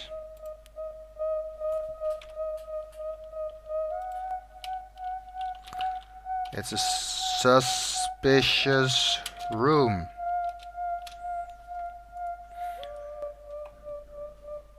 I'm sure nothing really wrong is going on here. This long tunnel contains 3 circular steel portals, each containing nozzle-like projections. They're probably just fire extinguishers. Nothing untoward's going on here. Oh, we still have the glass jar. I don't think we ever need it again, but anyway. It's probably the most nauseous. It smells like something. Now, they could have gone with a subtle hint here in the smell thing. They could have tried saying that you smelt ozone or something, which could have been a hint to what's going to happen. She gets zapped!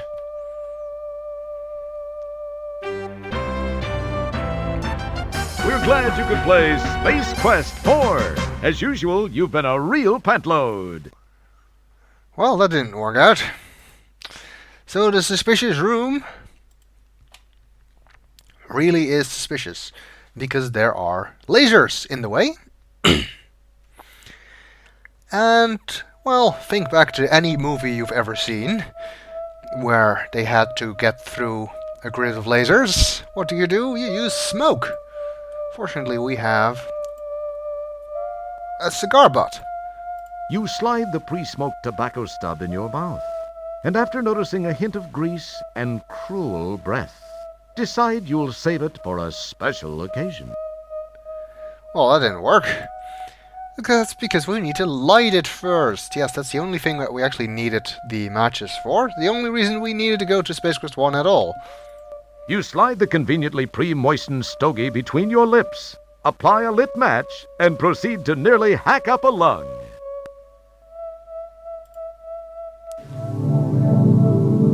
You cast the old stogie to the ground. Et voila! We can now see the laser beams. Unfortunately, we still can't walk through them. There is a panel on the wall, which appears to have some numbers, a number pad on it, and 3 inputs. Well, there are also 3 of these things, so let's see what happens if we push in like 10. Well, not much. 50. 80. I guess we need 3 numbers. 0, 5, 0. Oh, that did something. You do need 3 numbers. It moves the laser beam thingies, and I think it's in degrees. So this one is probably somewhere around 0 to 0.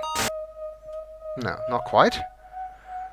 This one, I guess, is just over 90. Oh, and I should have put a 0 in front of there. I forgot. Well, this one, at the moment, I'd guess it's 106. Just a shot in the dark. I thought I moved it by 60, by 50 last time. Oh well. Then I was wrong. I think the total amount you needed to move this was 156. Anyway, I guess this one is about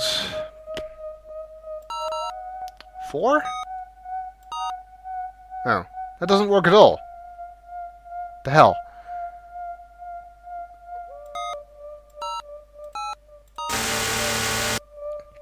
No, that one is right. It is 108. I am, of course, using a cheat sheet, but apparently I messed up the other 2, so I can't use it anymore. Let's see. What happens if I use 10? Why isn't anything happening on this thing? Okay. Good. Okay, well, I did that a little bit messed up, but I got them there eventually. That's the important thing. And now we can safely walk through. The laser beams glow in the smoky air. Fortunately, they're not security lasers, because trying to blow smoke through a security laser will set off the alarm normally. Apparently that's not one of the things we need to worry about here. I am actually going to save again. Because, well, it's kind of dangerous in the next room, and even though we're only going to be there shortly, I still don't want to take any chances. Now this is interesting. Some walkways and some strange machinery. This maze of cables, ducts, pipes, and glowing panels gives the superbrain computer a sense of being alive. We're inside the supercomputer. Okay, looks like there's a panel over there, similar as up there. Slot A. Insert terminal plug here. Now that is actually the shape of the connector that we will need for the Pocket Pal in order to be able to use it here. So if you try to use it now, you hear an electronic hum. You can't use... It doesn't work, and I need to get out of here. Because an electronic hum coming means we are about to die. If I'd stayed there. But now we know what the connector looks like that we need. Which means we can go back to Space Quest 10 and buy it.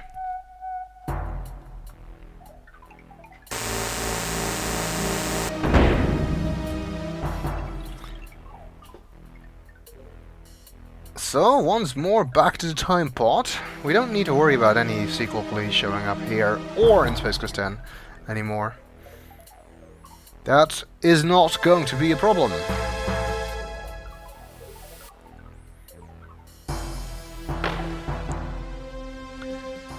Alright, the code for Space Quest 10.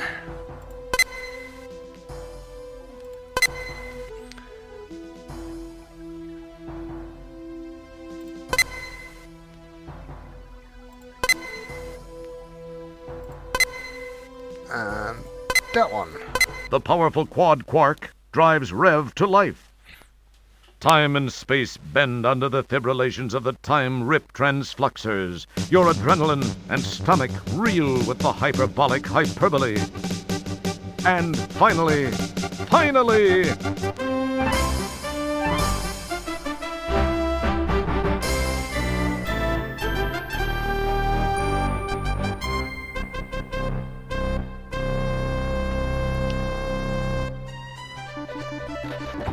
And we're back in the arcade.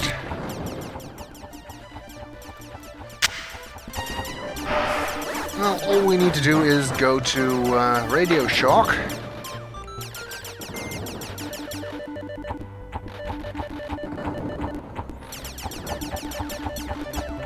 Which I think is actually that way.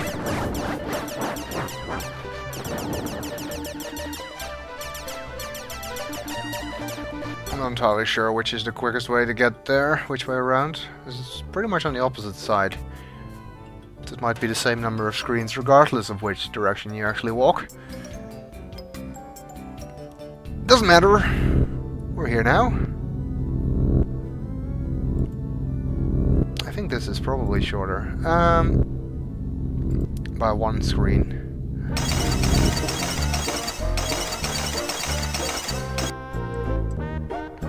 Okay, well we know what we want. We want electronic gadgets. Faux components. No, not that one. Dodecaphonic. CDGI. Pocket Pal. Pocket Pal connector. If you're a proud owner of our ever-pop... No, we want this connector for 1999 buckazoids. Which is steep, I have to say. But we need it. Well, technically, I suppose it's possible to get through that part without doing so, but unfortunately, well, it will be very, very hard. And you'll miss out on a cutscene, and you miss out on the points, of course. So, let's just buy one. With great patience, you insert each and every one of the 1999 buckazoids into the sales bot's coin receptor. I don't know why we didn't get any speech there. And we know that this is the connector we actually need right now. If you buy the wrong one here, you do not get the opportunity to trade it in or anything. So if you'd bought the wrong one, then you would have had to restore from to a point before you did that, and then buy the right one and then continue again, which would have wasted a lot of time. But we know it now. Okay. Did we get it? Thank you for shopping, Radio Shock. I guess we got it. Yes. A Pocket Pal adapter plug. You attach the plug to the Pocket Pal. Good, and now we will be able to use the plug in Vohaul's Fortress in Space Quest 12. And, well, this video is already a bit on the long side, but I suppose I will make it a bit longer and just head back to Space Quest 12, so we can continue from there next time.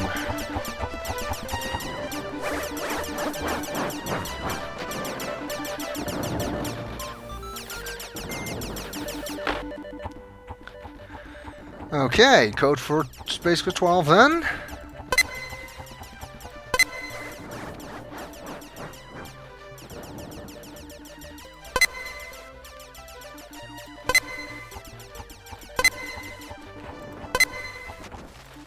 The powerful quad quark drives Rev to life.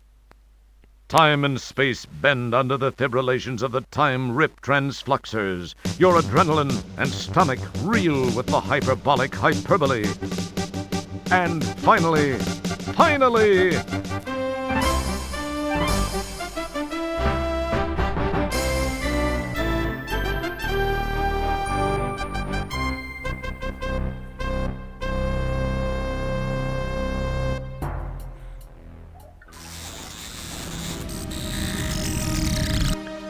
Alright, we're back in Space Quest 12, after our final trip through time, and it's time to go confront Vohaul for one last time. But we'll continue in the next video. Welcome back. We've returned to Space Quest 12. We have to go and confront Vohaul. So now we have everything we need, including the correct connector for our Pocket Pal portable terminal.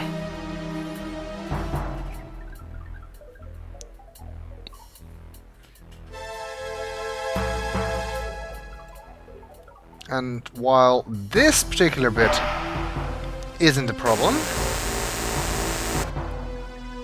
the part coming up now inside the supercomputer complex is probably the most annoying part of the entire game. It even makes evading the sequel please seem easy. And probably one of the few instances in a game which I actually think is more annoying than the stealth sequences in Dreamfall. So I'm gonna save because, well, I'm going to die 27 billion times. Okay, supercomputer.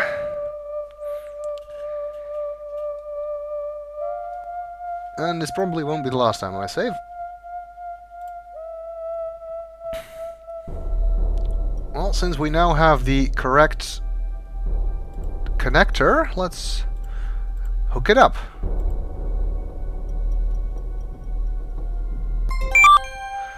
And this tells you where we are and where the droids are. And one of the droids is actually already coming this way, which unfortunately ends badly.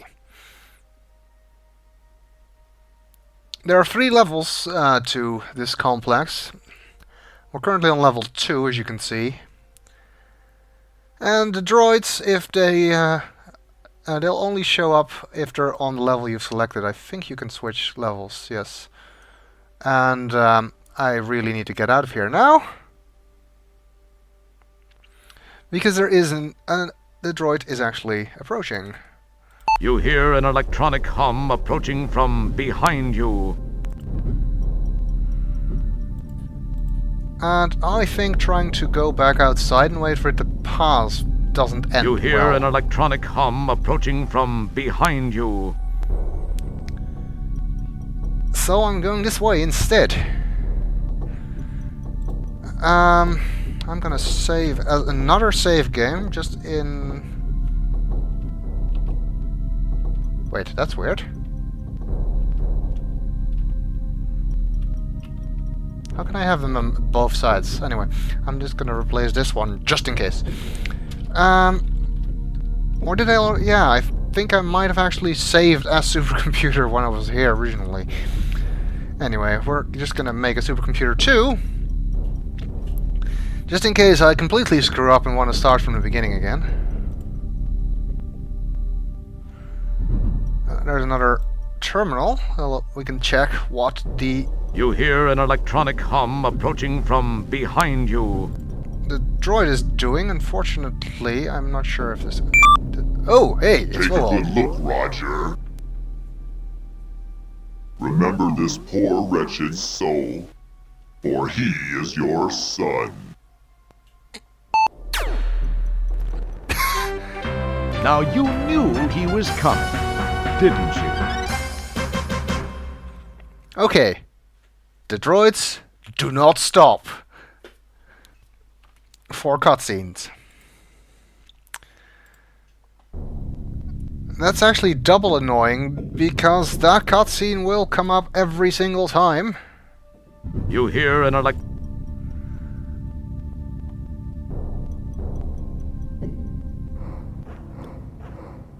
that I try to use the Pocket Pal now. I need to do that at least once before it will disappear. Take a good look, Roger. remember this poor wretched soul, for he is your son. You hear an electronic hum approaching from behind you. Okay. I think we got away with that.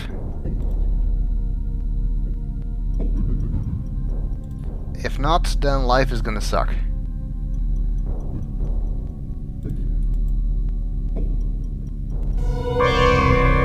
Ooh, that's a fancy elevator. Of course, we already knew that the guy was Roger's son. Because the cutscene earlier revealed it to us, but to Roger this must be quite a shock, of course. He knows what's at stake now. And now we can see where the droids are.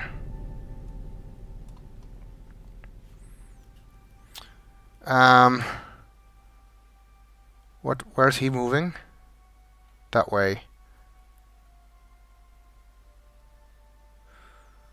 Can you get off this level without using the elevator again? I don't think so. Well. Oh shit. Keep your hands. You can't do... Come on, I clicked on it. You hear an electronic... Ooh, that actually worked out nicely.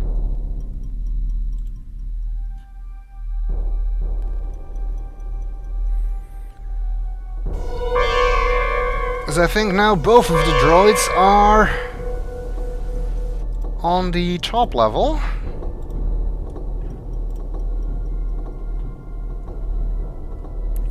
So hopefully this part is now clear. This bit is. How about level 2? So is level 2. Good. That means I should be able to make it back to the beginning unhindered. We want to actually get over here right now.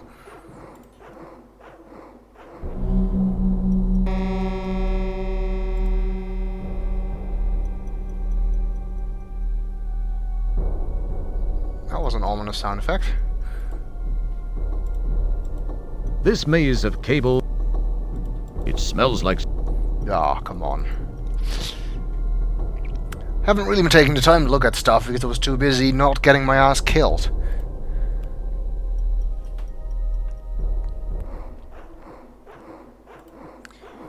No, they're both up there.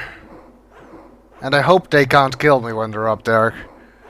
Dear God, I know that Sierra games can be horribly unfair when it comes to that kind of thing. Fortunately, if I make it to this point, we won't have to worry about them again.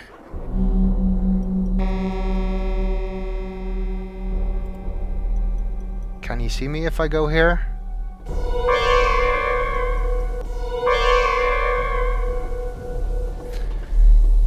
I guess not. Well, that was actually not too bad.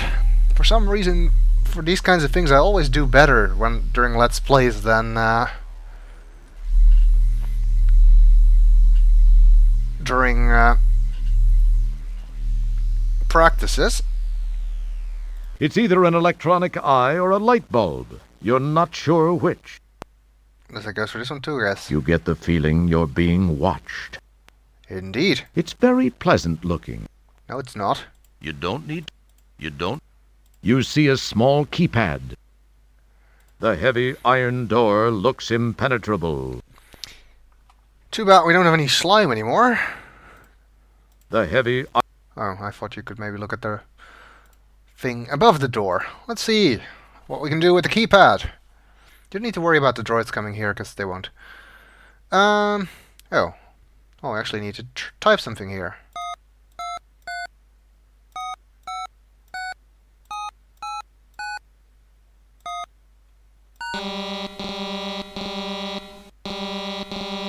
I guess that was not the right option. Now you knew he was coming, didn't you? Well, he wasn't coming until I typed the wrong code. Okay. I didn't actually know that would kill you, but anyway.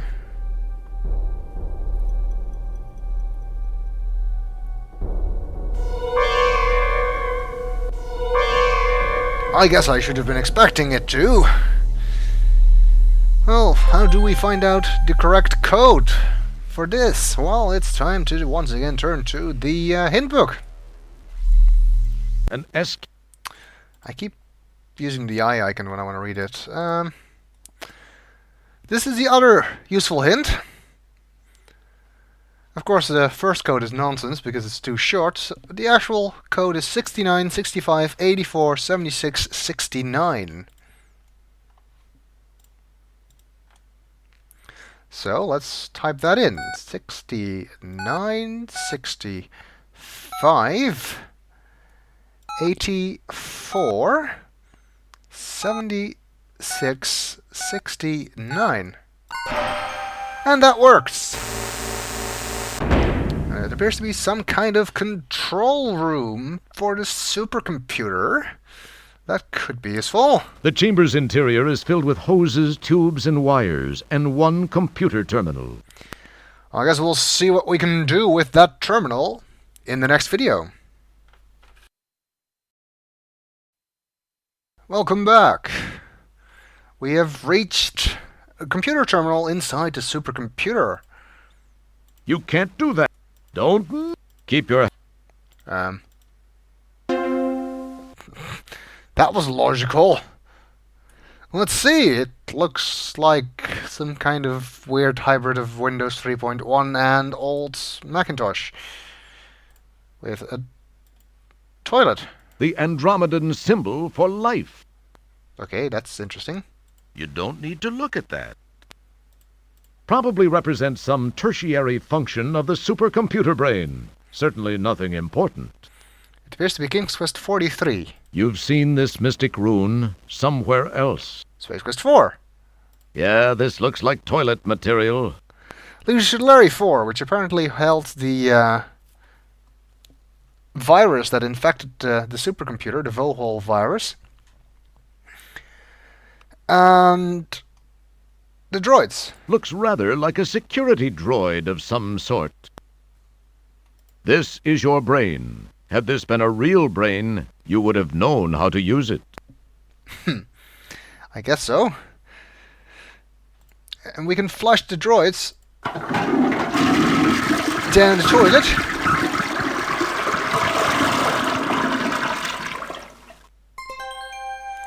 And now we don't need to worry about them anymore. Well, since Galleria 4, a game which does not actually exist, but anyway, because they skipped number 4, contained the virus, I guess we should flush that too.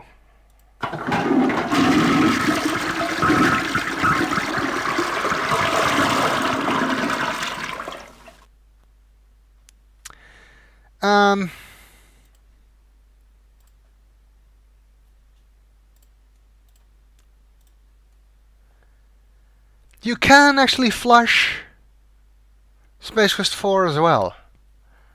Guess what happens if you do?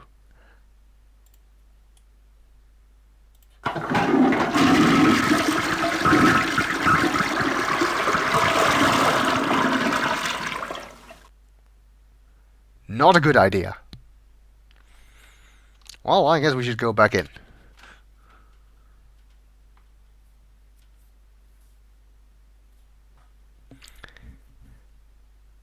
Not even a game over screen, it just unceremoniously dumps you back to DOS.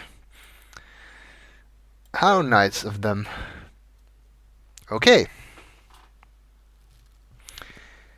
We can also delete King's Quest 43.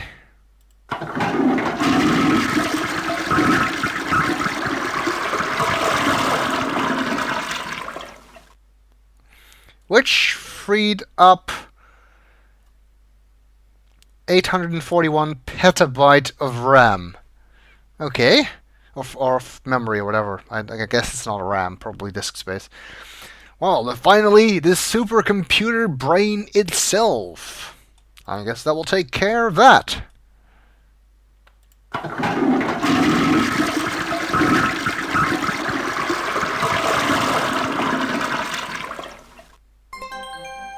Uh-oh. And now we are once again on a timer. That's why I'm gonna save.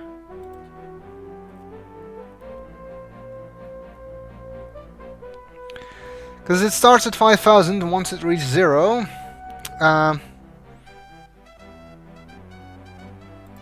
You're far too... Oh, I guess we need to close. Time to format.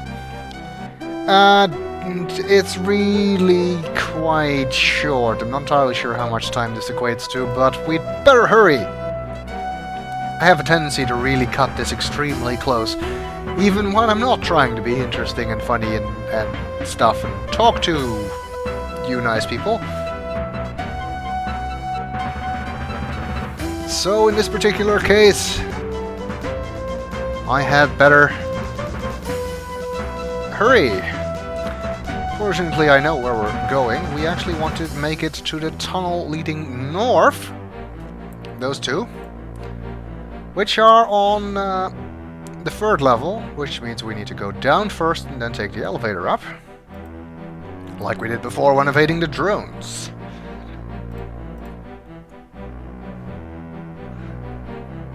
Fortunately, we don't need to worry about those anymore, because we deleted them.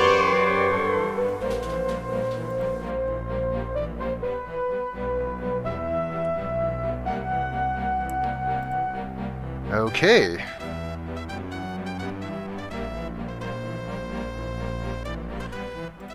And into the final tunnel.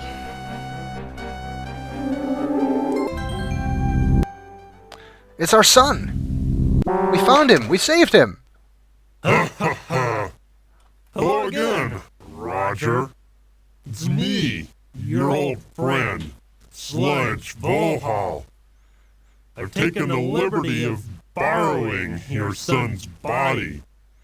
I had to remove him first to make room for my mental self. His is on this disc.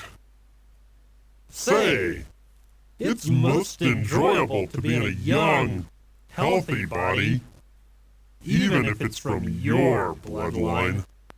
In fact, I like it so much, I think I'll keep it. I guess we'll have no use for this anymore. And he throws away a disc containing our son's real memories.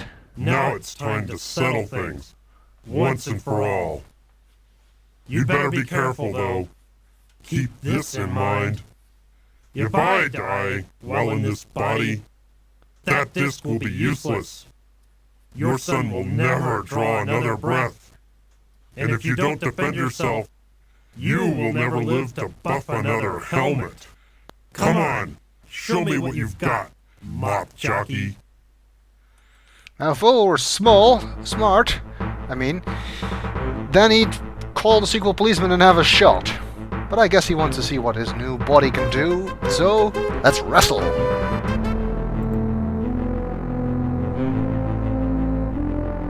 There he comes. It's really not that hard, just basically keep clicking forward. Come on, today please.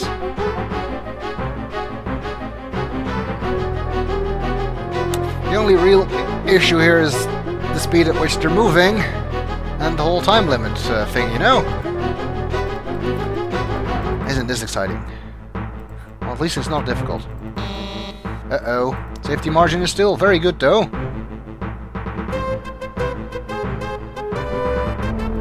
Come on.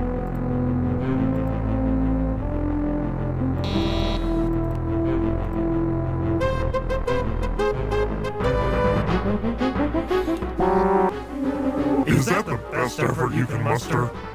All this space hero nonsense must be getting to you. You're getting old, Roger. I, on the other hand, am enjoying the physical joys of youth. And we blow him into the beam, which means that now we can, in fact, save our son if only we could get his proper memories back into that body, which means we need to retrieve that disc. I'm actually gonna save here again, just in case we run out of time, or I forget which sequence this goes in. Oh, we still have a very good safety margin. Actually did that relatively fast compared to what I normally do. Now we have the disc. The label on the diskette reads, Roger Jr., Brain Tools, Stunt Flyer. Wow. Either my son's memories are really tiny, or that floppy disk can hold more information than you might at first glance think. Oh, I guess we'll have to try and restore our son's memories and finish the game in the next video.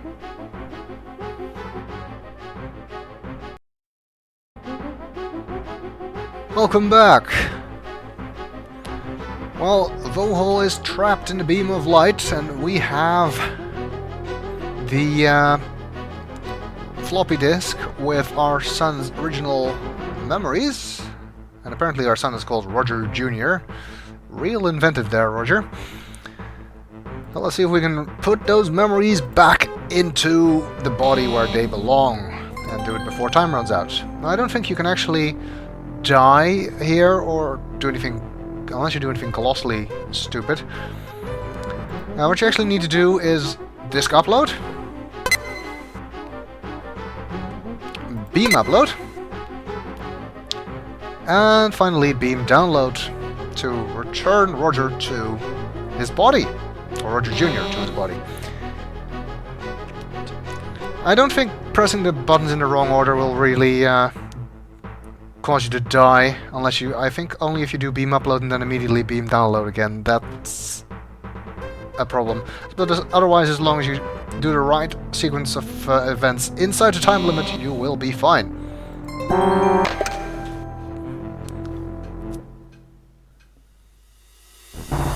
Follow me. There are many things we need to talk about. There's an understatement. You must be very confused. Were Vohaul's words true? Are you really my son?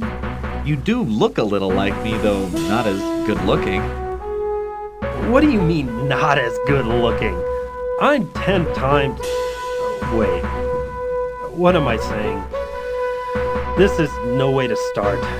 Yes, what Vohaul said is true. I have many things to tell you, Dad.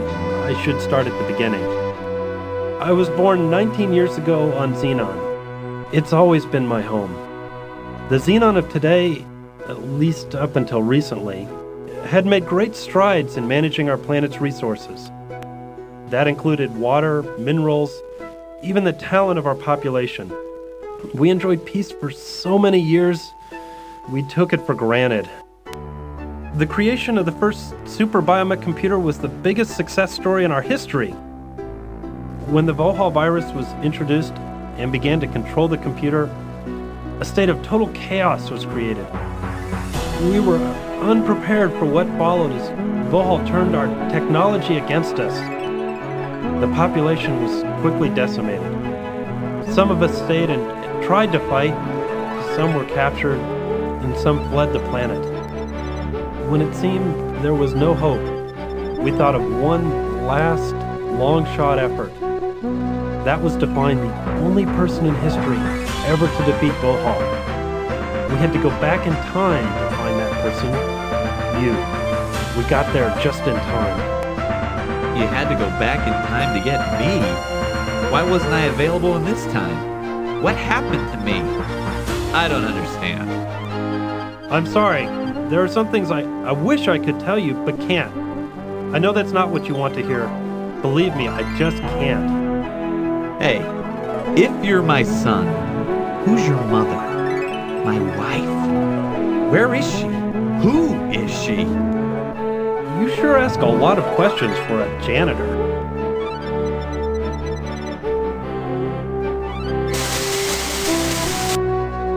This is my mother and your wife. Her name was Beatrice Wankmeister. Nice name. She was quite beautiful, wasn't she? What do you mean, was quite beautiful? What are you saying? I'm so sorry. I shouldn't have said that. Please, I can't tell you anymore. I don't believe all this. I'm so confused. It doesn't matter now. I have to send you back where I found you so that history will properly reflect the events which brought us to this place in time. You won't remember much. This will seem like it was a weird, fuzzy dream. I must get back to the task of contacting all the surviving citizens of our planet. We have a huge task ahead of us. Rebuilding our city and our lives will not be easy, but we will do it. Once more, I have to ask you to enter the time rip. It will return you to Magmetheus in the Space Quest 4 era. Please, go now. It's time.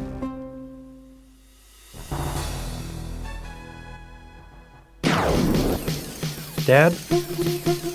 I'm glad I got to see you, even if only for a few minutes.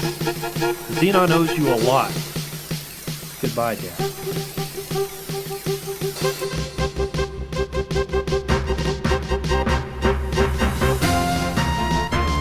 And there we go! Back to Space Quest 4.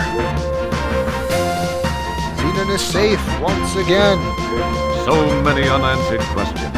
The future should prove most interesting for Roger, if he can stay out of trouble long enough to reach it. We're glad you could help Roger get through it all. Thank you for playing Space Quest 4. And thank you for narrating it, Gary Owens. Well, let's see how we did on points, so I guess I can't do that now. I will be able to do it in a bit, I think.